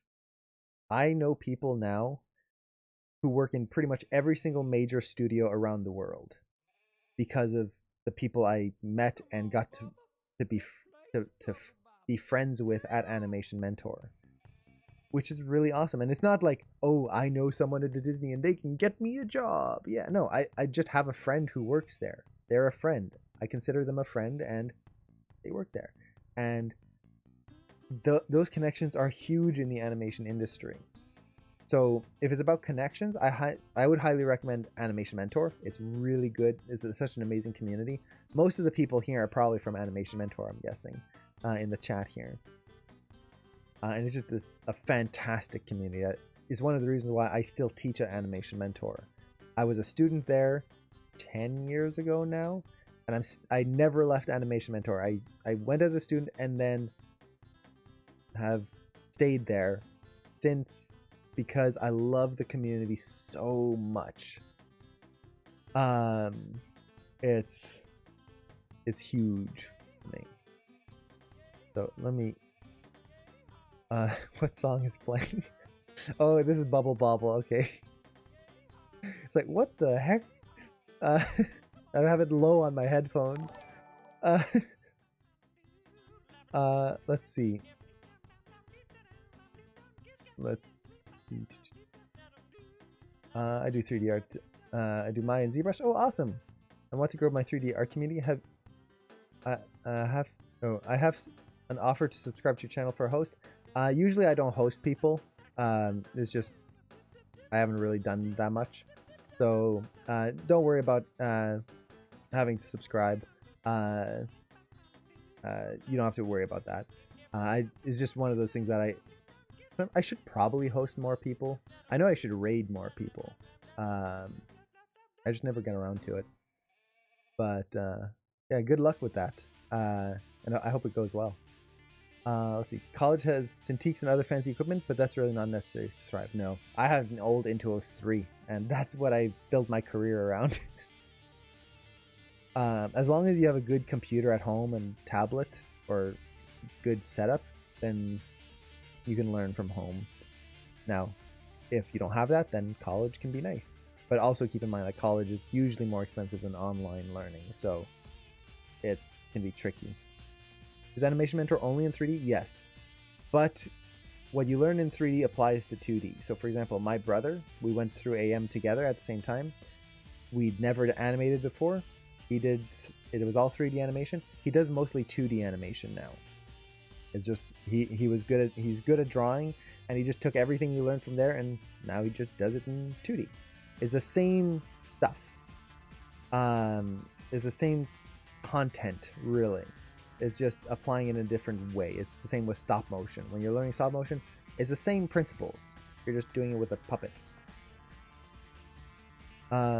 True. All college is online now anyway. So, yeah.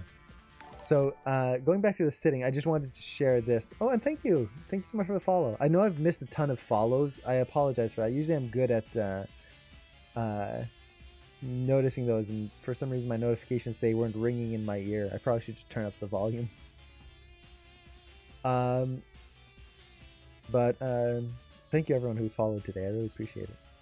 So going on the poses, this was a quick test. For the shot, I want the character to be sitting up on a counter and kind of huddled in. They're supposed to start off kind of sad and lonely, and I was trying to see if this pose could work. And I'm thinking this is going to be the seated pose that I work with in my shot. So I've already done this variation here, which I do like. Now, does that mean these variations here don't work? Not at all. It just gives me different ideas of who this character is. And specifically, because I'm going to be working on this potentially with a bunch of other people, I want to make sure that everyone knows who this character is. Everyone has an idea of how they would move and react and kind of what poses they would hit in certain moments, which is very important to me because I don't want every shot to just feel like a randomly different moment. It should all feel connected and intertwined, I guess you could say. So that to me is very, very important. Let's see. Is there a different curriculum for AM? Like, if I already have education, I start from basics? You can get advanced placement. So basically, you would submit your reel to the school, and they would let you know which class would be best to start in.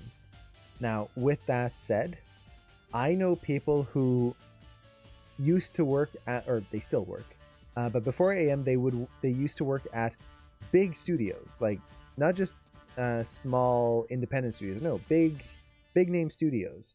And they came into Animation Mentor to learn some more, basically as a refresher course, just to brush up their skills. And they started in class 1, which you'd think someone who's working in the industry, big studio, why go to class 1? Just skip ahead. And they said that it was one of the best decisions they ever made because they learned so much about the basics, about the fundamentals of animations that they were actually missing out on or skipping or kind of not doing correctly. And it boosted all of their animation because as long as you get those fundamentals in there, everything else gets better. So the more you have practice with that, the better your animation is. With that said, it's a lot more money because you have to take more classes. So if you want to apply, definitely apply to advanced placement, do it. If you have the time and you want to kind of expand your learning, I would consider starting maybe not from the very beginning but earlier, just to get that refresher. It's amazing. Let's see, is there a different, best online school to learn game animation? I'm thinking about applying to iAnimate because I saw that it has the best animations about game animation, in my opinion. But are there other good schools? Honestly, it depends on your previous experience. So if you're totally new to animation, the first thing to keep in mind is that game animation is no different than other animation, film and TV. There's certain techniques that you'll do differently, specifically bring things into the game engine and how to create cycles and stuff. But the actual animation aspect of it is no different. Posing, timing, spacing, the fundamentals of animation. So if you're totally new, I would actually recommend not going into game animation yet and just learning animation, which would be at iAnimate, Anim School, Animation Mentor, any of those big schools. They're really good. From there, you can then go into game animation, because typically programs don't, if you're going into game animation, they're not going to teach you the fundamentals of a ball bounce and all of that right away. You go straight into the game. With that said, if you already have experience with animation and you're looking to enhance a certain part, then yes, iAnimate has a great game animation course. I personally haven't taken it or looked too much into it, but I know some people who have taken it and they really liked it. So check that out. And yeah, that would be totally fine. Have you gotten Super Mario 64 on the Switch? Not yet. I will probably be getting that very soon. You can submit your progress, and maybe they'll tell you that you can skip some classes, but I wouldn't recommend it. Starting from class 1 to get a strong foundation can really end up making the difference. Exactly. The last thing you want is to go ahead and then find out that, oops, I actually don't really understand what overlapping action is. Because overlapping action is everything. It's in hair, it's in the body, it's in clothing, it's in pretty much all motion. And if you don't really understand that, no matter what you do, it's not going to look right. And it's going to hinder you from progressing properly through all the other classes. So that's the drawback of skipping ahead, is if you actually don't realize that you don't know something correctly, it's just going to be a weight around your ankle for a very long time. So it's a balance, a balance of budget, a balance of time, a balance of knowledge, and it's really dependent on every person. So I won't say no about skipping ahead. Like, honestly, I know a lot of people have done it and there's not a problem with it, but it's going to be a personal choice. Okay, so let's actually do some. I'm just going to do probably one emotional test here. So let's do a happy test. And this is just going to be like, we can do full pose tests, but we can also do just facial tests of our characters. And facial tests, you don't really have to focus too much on getting the whole body in place. So I'm just going to lower the arms here. Whenever I'm doing facial tests, oddly enough, the first thing I do is just pose out the arms and the shoulders, relax the character a little bit. It makes it just a little bit more natural. Pose them. And then let's actually make sure I key everything here. It's starting to rise up. Make sure I set that key. There we go. So I'm just going to actually bring them closer together.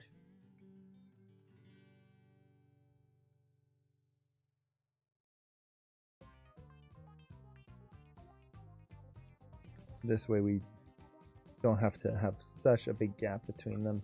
We can zoom in on both at the same time. Compare. Oops. There we go. Okay. So I just want to focus on the faces. And specifically trying to get both characters to be happy, but in different ways. Because everyone smiles differently. Everyone has different expressions. So I want to see if I can exaggerate that and kind of give that feel to the characters that they are individuals.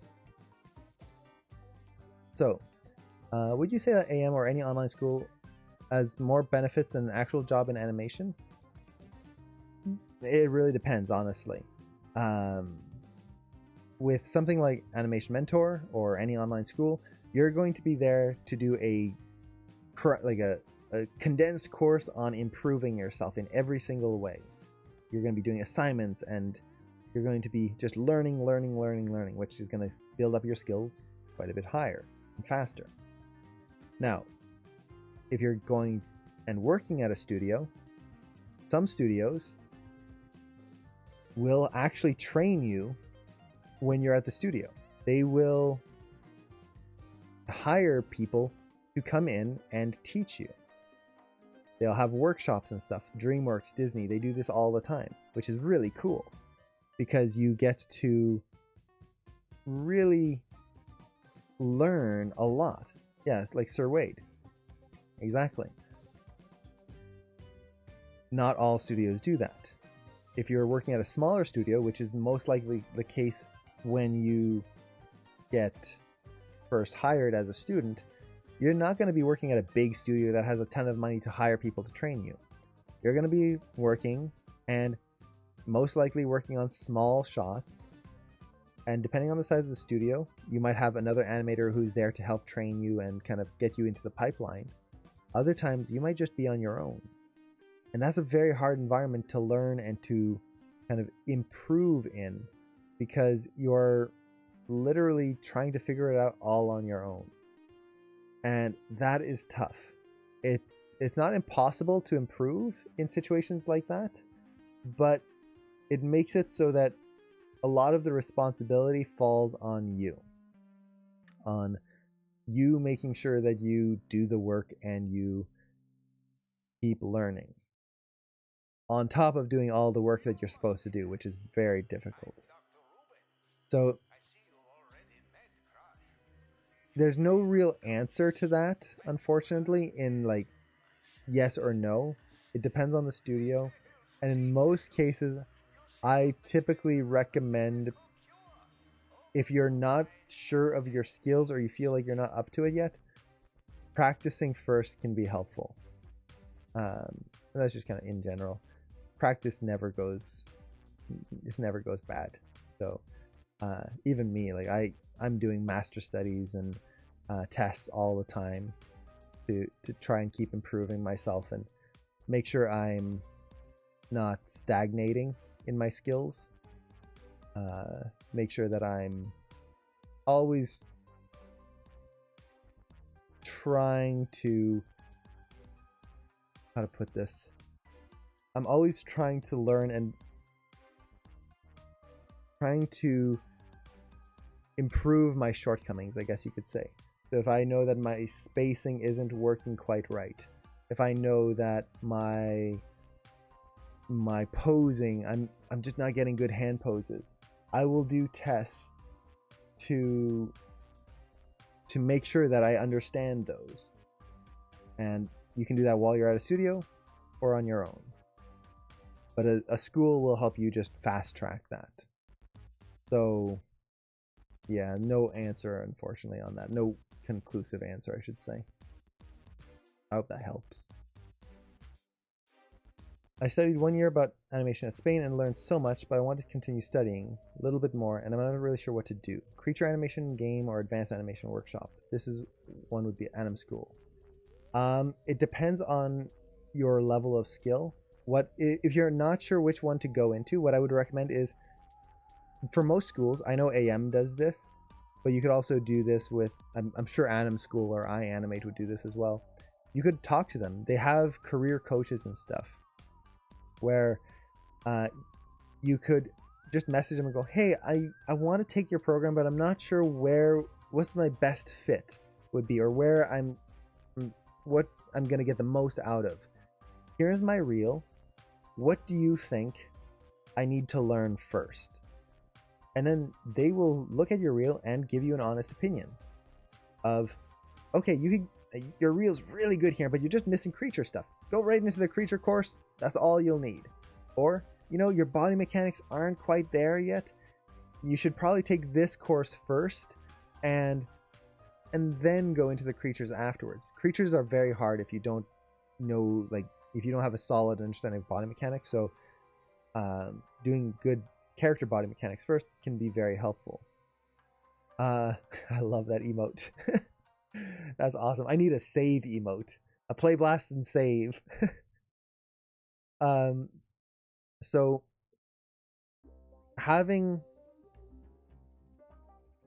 just contacting them and asking them, that's going to be the best bet, because they'll know what works best for their program and where you kind of stand in relationship to students who have done amazing work in that program. I hope that makes sense.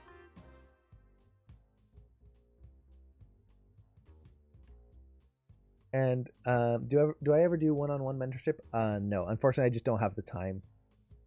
I've thought about it before, of doing some sort of mentorship or like Patreon exclusive, something like that, for people. But one of the big things for me is that, and I've talked about this a bit before, but I'm very much of the idea that education, especially education in something that you are passionate about, should never be something that is hidden behind a paywall. Now, that doesn't mean that schools should be all free. Like, they have to make money and pay the teachers. But there should be free resources that people can access in order to learn the things that they are passionate about and want to learn. And for me, like the stream and everything I do, I want to keep it in a way that is never, how to put it, that you can get everything you want out of this channel or anything that I do without having to pay at all. And for me, I would rather spend time on things like that that is accessible to everyone versus kind of making a paywall. And again, it's not that people who do that, who do mentorships, that's not bad at all. That's really good. Like Sean Lee, he has Kyosil. He does an amazing job. If you're ever interested, I think the link's down below there. Sean Lee on Twitch. He has an online workshop that is fantastic. It's really just there to like teach you everything you need, or not everything. It's basically to improve your skills. So if anyone's like just looking to enhance their skills, that's a really good place to check out. But again, to me, at least with my mentality, is I would much rather be able to help the people who aren't able to afford that, especially people like depending on the currency exchange. Sometimes it's just not fair how much the cost goes up on certain things just because of where you live. So yeah, I hope that makes sense. Let's see. Would it be advisable to go into creature animation after advanced body mechanics, or is it best to rather finish up the main character animation course? I personally recommend finishing the main character animation course, mostly because creature animation is very tricky, and the more you know about creature animation, the more you know just about body mechanics in general, the better your creature stuff is going to be. With that said, it's really up to you and what you feel like you want to progress, or what you feel you want to focus on in your animation. So for example, if you're just finished class 3, the next thing that you're going to be doing is going to be acting classes. My brain blanked out there. Acting classes. If you feel like, maybe I don't have a solid take on body mechanics yet, and I want to just practice more mechanics first before I start going into acting, then doing a creature class could be an interesting way of doing that, because it's just mechanics. There's no acting really in a creature shot. You could add it, but you can keep it much simpler too. So there's no like one answer. When I did the creature classes after I did everything, and I really appreciated that, because creature work is one of those things that really adds to a reel. Studios love to see creature work because not many people have it on their reel, honestly. So by making sure that you are good at polishing and you up your skills at the highest level you can, when you go into the creature work, you do better work, which then means that your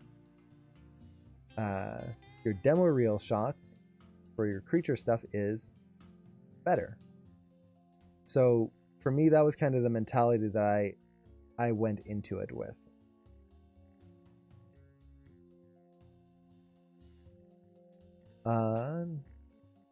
Let's see.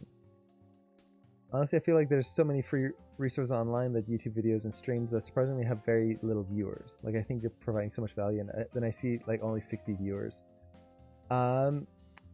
It's a very small community, honestly. Like, I would say Sir Wade is probably the biggest streamer slash YouTube channel in terms of like specifically animation content.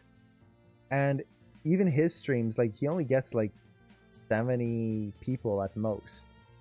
Like, sometimes it'll be into the hundreds, but still not huge in comparison to a lot of other streams where you see like I was in a stream one day and it's like 3,000 people in the stream. I was like, what the heck? It can go that high? Animation is a very small community, which is kind of cool in a way, because it's very like everyone knows each other and it's very inclusive, which I love. At least my corner of it. I've been very lucky in meeting a lot of people who are just awesome. in the animation community. So I don't mind that it's small as long as it's helping. That's the main thing. Let's see. And you will just become a sleepless zombie if you do mentorship on top of what you do. Yeah. At this point, I'm still actually trying to find ways of reducing my workload because it's a little too high right now still. Plus I'm doing a whole bunch of other projects, specifically some collaborations with other animators, which is really cool. And a mentorship would most definitely be, it would drive me over the edge, I think. Who needs sleep? I think for this character, I do like the irises just being a little smaller. I don't know why. It just kind of gives a little bit more of a focus in there. There we go. If I know now what I want to do the creature animation course after the main program, do you recommend anything to study during my free time to prepare me for the creature classes? Ooh, that's a good question. What can you study before that? Well, any creature studies you can do is very helpful. So study catwalks, study quadrupeds, anything like that.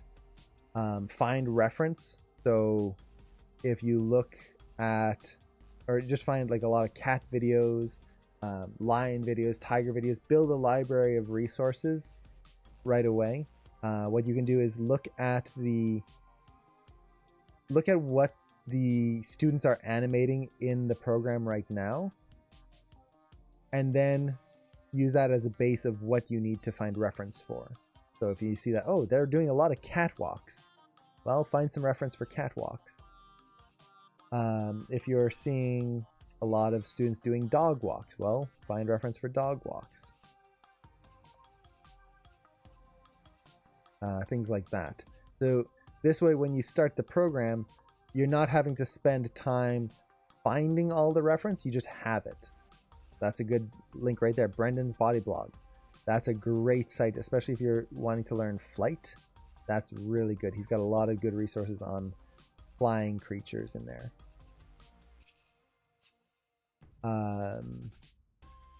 What else? Doing quick tests. Maybe not creature animation because it's going to be tough to know if you're doing it right or not if you haven't done it before. But body mechanics tests. Again, creature work is body mechanics. There's a lot of complex body mechanics. So making sure you really understand how things move, weight shifts, things like that. Do some walk cycles even. It can really help just get that better understanding of how the creatures would work.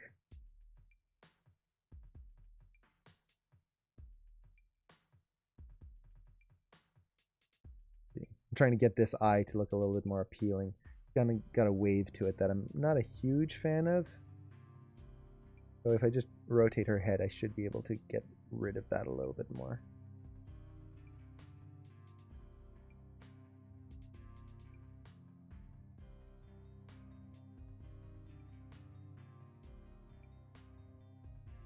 Cheeks add a lot when you're trying to make a character look happy. If you're not animating the cheeks, you're going to be missing out on a lot.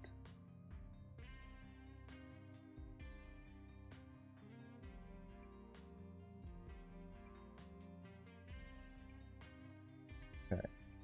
So with her, the big thing I'm trying to do with the smile, just to explain my process here, is I want it to be kind of a small smile. If she doesn't express herself in huge ways, so it's not going to be a big toothy grin. It's just going to be a little smirk mostly. Her face isn't super expressive, so the brow's not going to be super high. This character tends to be a little bit more, I guess you could say, reserved. Now, there will be moments where she could be like really big and happy, like really extremely happy, but in most cases it's going to be just this like sassy happiness. So trying to focus a little bit more on that idea in her posing.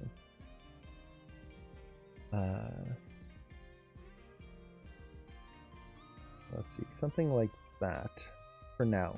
I can come back in and refine things, but for now I think that works decently.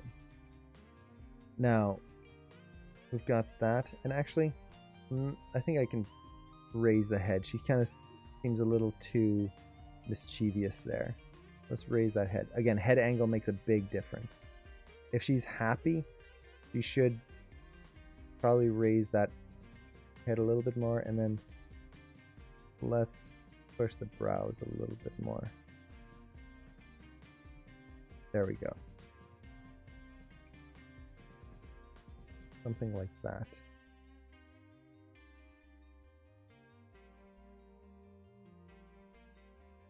So we'll stick with that for now. I say that and I immediately have to polish something else because I notice it. So let's see. Was Kenny Roy one of your mentors in AM? I was just curious. He was never one of my mentors, but I was in some of his Q&As. He would do extra Q&As during the term, and I was able to join a few of them, and he was really awesome. It was a lot of fun to learn from. Really a very interesting humor to his Q&As. He was always a funny guy. And I believe he released all his videos. He did his own training series on YouTube, and he released all of them on YouTube, which I haven't had a chance to actually go through and look at, but I believe they were really good. So if you guys are interested in that, I highly recommend checking him out, Kenny Roy on YouTube.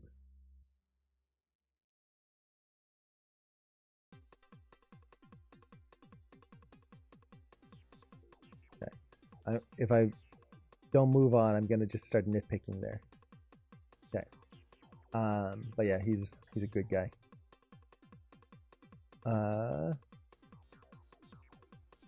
taking advanced acting again to get extra practice. Notice the dog rig is unlocked. What is the rule with using that rig in ANO3? Oh, advanced body mechanics. There's no rule. If you want to use it, you can. It's just available to you if you want to practice quadrupeds.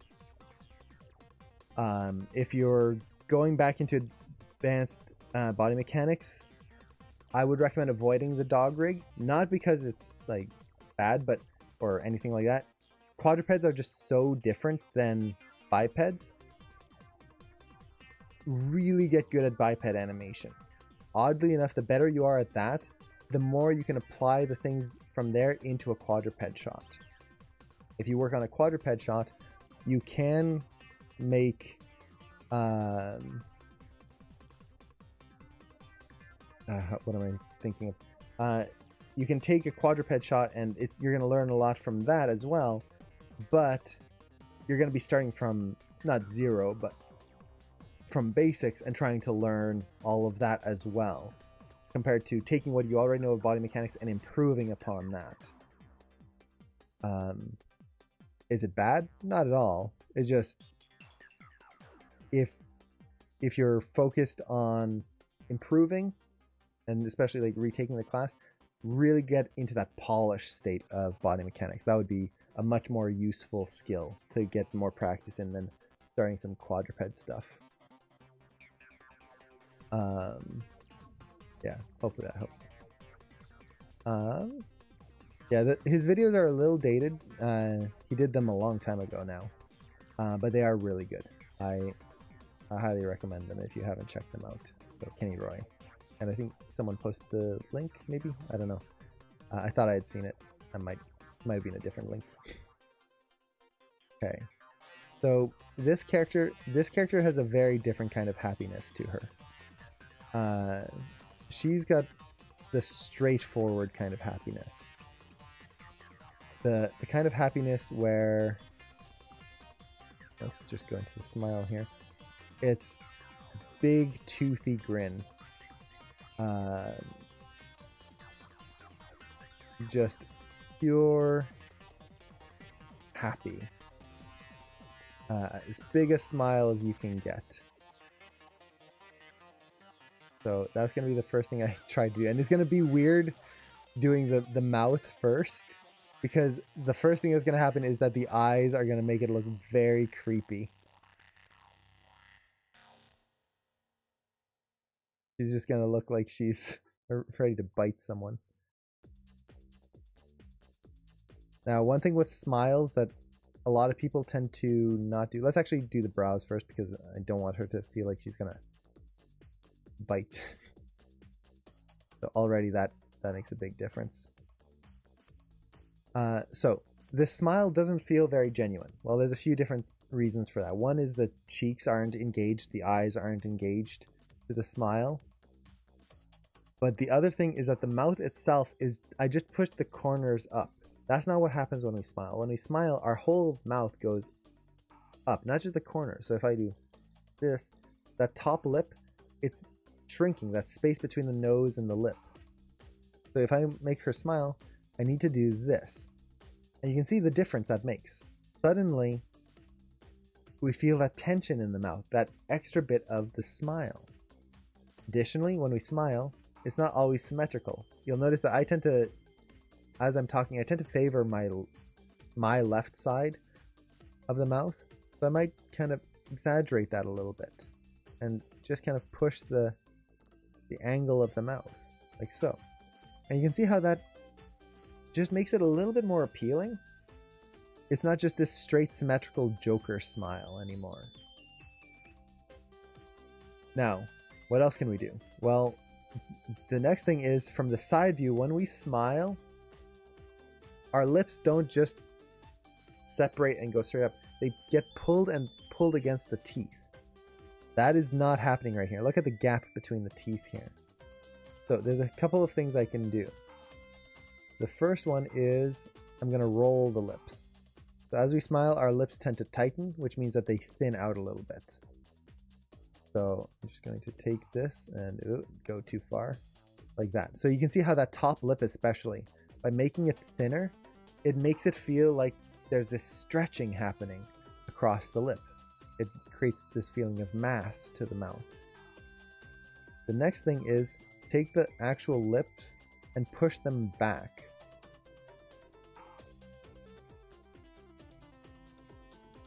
Pull them back a little bit. And now you're starting to get that feeling that the lips are stretching against the teeth and actually interacting with the facial features versus just doing this. Most people, when they first start animating a smile, it's basically just doing this. Where the character's not really smiling, they're just taking the corners and doing that. That doesn't look like a smile. That's just me pushing my corners up. A real smile is the whole thing stretching and the muscles activating. It's a whole process. So we want to try and capture that a little bit.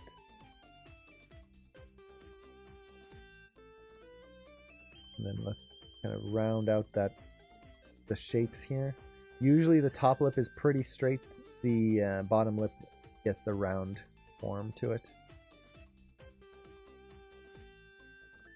So just rounding that out a little bit there. I'm getting a little clipping on the bottom lip, so I might change the lip roll on the bottom just a bit.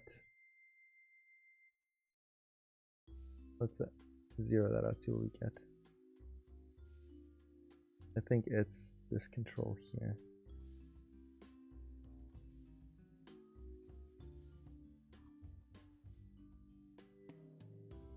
Yeah, it's flattening out a little bit.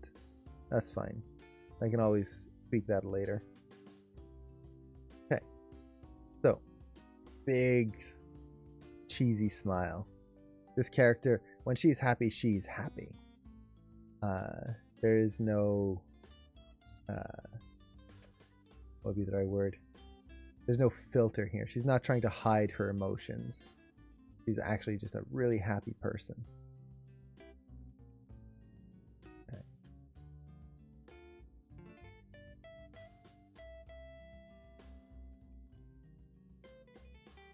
I don't need those fine controls just yet. Okay. So, I can even take the nostrils, I believe. Is this? Yeah. And stretch those out as well. That kind of connects the nose to the mouth. So we feel that stretch. The nostrils and the nose move quite a bit with the mouth. Why you see me always rotating the nose as I move the mouth. If you don't, it creates this weird disconnect. It feels fake. Why so serious? Exactly. So we don't want that smile. We don't want that kind of grin. Okay. So let's actually go into the eyes. So the first thing with the eyes when I'm animating a smile is the corners of the eyes have to go up. When we smile, you can tell a fake smile from a real smile by the eye corners. A fake smile doesn't go into the eyes. It's just this. The eyes don't change. So to exaggerate this, the corners of the eyes would be down here. It makes the character look sad, or like there's this disconnect there. When we smile, and it's a genuine smile, everything scrunches up here. And what that does is it pushes the corners of the eye up. So if we take this and just go up a little bit, not too much, this character already has pretty high corners, it'll help to create that connection between the eyes and the smile. And especially when we compare before and after, you'll see that change, and you'll see that the eyes are affected by the smile. So moving them up even a little bit makes a difference. I'll even sometimes move the corners of the eye, the inner corners, up a little bit. This typically depends on the rig and the style of the eye that they have. Now, let's actually start with the lower lids. So the lower lids don't move on their own. They're very kind of, they don't do anything other than be pushed around by the cheek. So I can, if she's smiling, that's the cheeks going up, which means that as she smiles, those bottom lids are gonna go up as well. We're going to see a change in there. Now the cheeks as well will go up. You can see how all of a sudden that connects the eyes to the smile as well, compared to before where it's just the mouth is smiling. Good facial animation is all about connection, creating these connections between the mouth, the cheeks, the eyes, the brows. It's all connection. And honestly, that's body mechanics in general. If you move your arm, it moves your shoulder, which moves your chest, which moves your other arm. Everything is connected. So really good, especially subtle animation, it's all about these connections. So you push your cheeks up. Now, which side of the cheek goes up? Outside or inside? And basically, the way to think about this is if you smile, it's the outside edges crinkling. That's why you get the crow's feet, the wrinkles right here as you smile, because the outside edges are compressing. So this is going to be tighter than in here. Now the other way, if we sneer, if we do this, you'll notice that if I go full screen here, so crow's feet, look at all the wrinkles here. There's more every year. So smile, and I'm really pushing it here, so it's not a smile, it's a grimace. But it's like when you get that happy smile, you get those wrinkles there. Nothing here. So if I do this, notice how the nose is still smooth. So if I really crinkle this stays smooth. If I sneer like this is smooth. But look at the wrinkles. You're seeing wrinkles in the nose even. Wrinkles right there. It's pushing the corners this way, which means the lower lid gets pushed up that way and is relaxed here. Smiles go this way, it's relaxed there. So I can exaggerate that feeling in here. If I wanted to feel like she's sneering, I would push the lower lid, very subtle here. I would push the lower lid so that it's higher on the inside, more relaxed on the outside. If I wanted to do the other way, where in this case a smile, I would rotate it this way. So the outer edge is a little bit tighter and more relaxed on the inner edge. And that goes for the cheek and the eyelid. It doesn't have to be much, but just a little bit.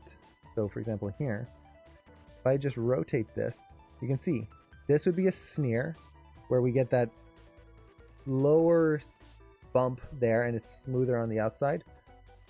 Or a smile is the opposite here, where I'm going to exaggerate this.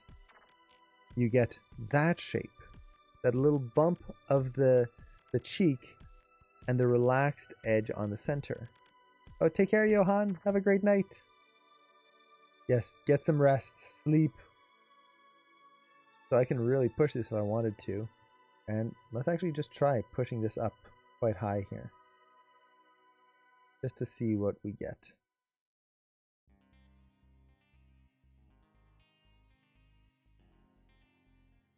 Now, one thing with facial animation is always look at your camera, your main camera, because you'll notice that as I rotate around here, the character ends up looking really creepy, especially when you're zoomed in a lot.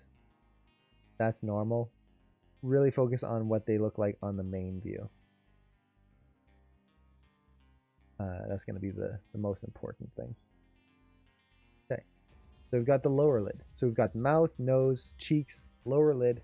We're working our way up. Now actually, just in terms of cheeks, another thing I could do is I could play with the puff or the skin of the cheeks. As you smile, it moves the mass up and higher. So what that means is that your lower cheeks here are going to thin out. So like this. This tends to thin out a little bit and gets higher up here. Compared to when you're sad, it gets pushed out here and thinner up there. So I could exaggerate that a little bit if I wanted to. Yeah, just a little. It's not going to make much of a difference here. Okay. Now upper lids. Honestly, I don't really have to do too much on this because they're pretty good. One thing I tend to like to do is I just add a little bit of shape to the inner portion of the eye. Right there, especially if they're looking kind of more centered. I find it just kind of gives a little bit more focus to the eyes. And then let's actually just change the eye size a little bit. So I want one eye to be a little bit more open than the other. This just helps add directionality to the face. So you can see how suddenly there's this asymmetry. One eye is slightly bigger than the other. And I think I can push the lower lid up a little bit more here. A little. So exaggerates that asymmetry. I think I probably rotated this a little too much. But that's the thing. When you're doing poses like this, try to over exaggerate and then have to bring it back. It's going to be way better at getting you interesting poses. Okay. Now, I think that for a start, this is pretty good. I will want to back off and kind of take a look at the other pose, see how we're contrasting with these two. But one thing that I do want to do is push the teeth. Now, this is something that a lot of people don't do when they first start animating, is part of a good pose is the tooth design, how the teeth are angled in the face. And right now the problem is that the teeth are, for lack of a better term, oops, that's what I figured. I need to increase my near clip plane. I was getting some distortion. The teeth are just very straight, which doesn't really add much. So with teeth, what I like to do is I like to try to enhance the line of action of the mouth a little bit. So in this case, there's this curve of the smile. So I want the teeth to reflect that a little bit. To have this slight curvature. Instead of a straight line, I want this little bit of a curve there. Bottom teeth, kind of the same thing. So just like that. I'm going to just go one frame ahead, and let's set a key, and I'm going to reset these teeth so we can see the difference. So that's what they were before. This is how they are after. It's a very small change, and actually I think I grabbed a control by accident here. Something else is changing. Oh, yeah. Oh no, wait, I know what it is. I just have to move the teeth back a little bit. I'm clipping into the lip. That would do it. And let's move them down just a little bit. So when you're doing a smile, try not to have equal amount of lower and upper teeth. It just kind of looks weird. So we start getting this. So if we compare straight, curved, it's not much, but this enhances the smile. It adds to it versus just being there. Is it necessary that you do that? Not at all. But it does just kind of give more variation and makes things more interesting. And honestly, for animation, that's what we're aiming for. We want that visual interest in things. So something like that. Yeah, that's much better. Would you normally rotate the teeth when you're doing a shot? Yes. Isn't rotating the jaw and moving the lips around the teeth? This is one of those things where this is not natural. This would never work in real life. This is specifically an animation thing. And this is basically, more specifically, a visual design element. We're pushing the visual design of the teeth in this case to enhance a pose. Naturally, our teeth do not move. They are bone stuck inside our skull. If our teeth move, it means something's really bad and you need to go to the dentist. So this is exaggeration. It's similar to how our eye sockets don't change. But if I wanted to really exaggerate these eyes, I can actually take the eye and actually squash it down. Or if I want to make a character surprised, I can scale up the eye. I can do that. The key to anything like that is that the audience should never see it. They should feel it, but not see it.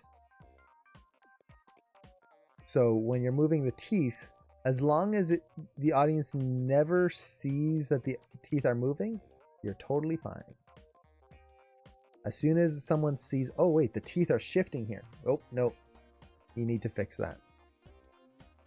So it's just one of those fun little extra things we can do with animation. And if you look at most films, like anything from Disney or any modern film, they are always animating teeth to enhance the poses and get them as appealing as possible. And keep in mind, the reason why this works in animation is that we're pushing the mouth further than it can go. So for example, if I smile, I only have a limited range. In animation, I can exaggerate that smile like all the way over here if I wanted to. Which means that if I'm exaggerating the mouth, the teeth need to be exaggerated underneath, or else I've broken the anatomy.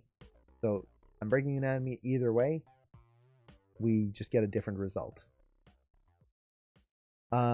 So yeah. Now let's actually compare our two happy poses. So there we go. Two characters, different kinds of happy.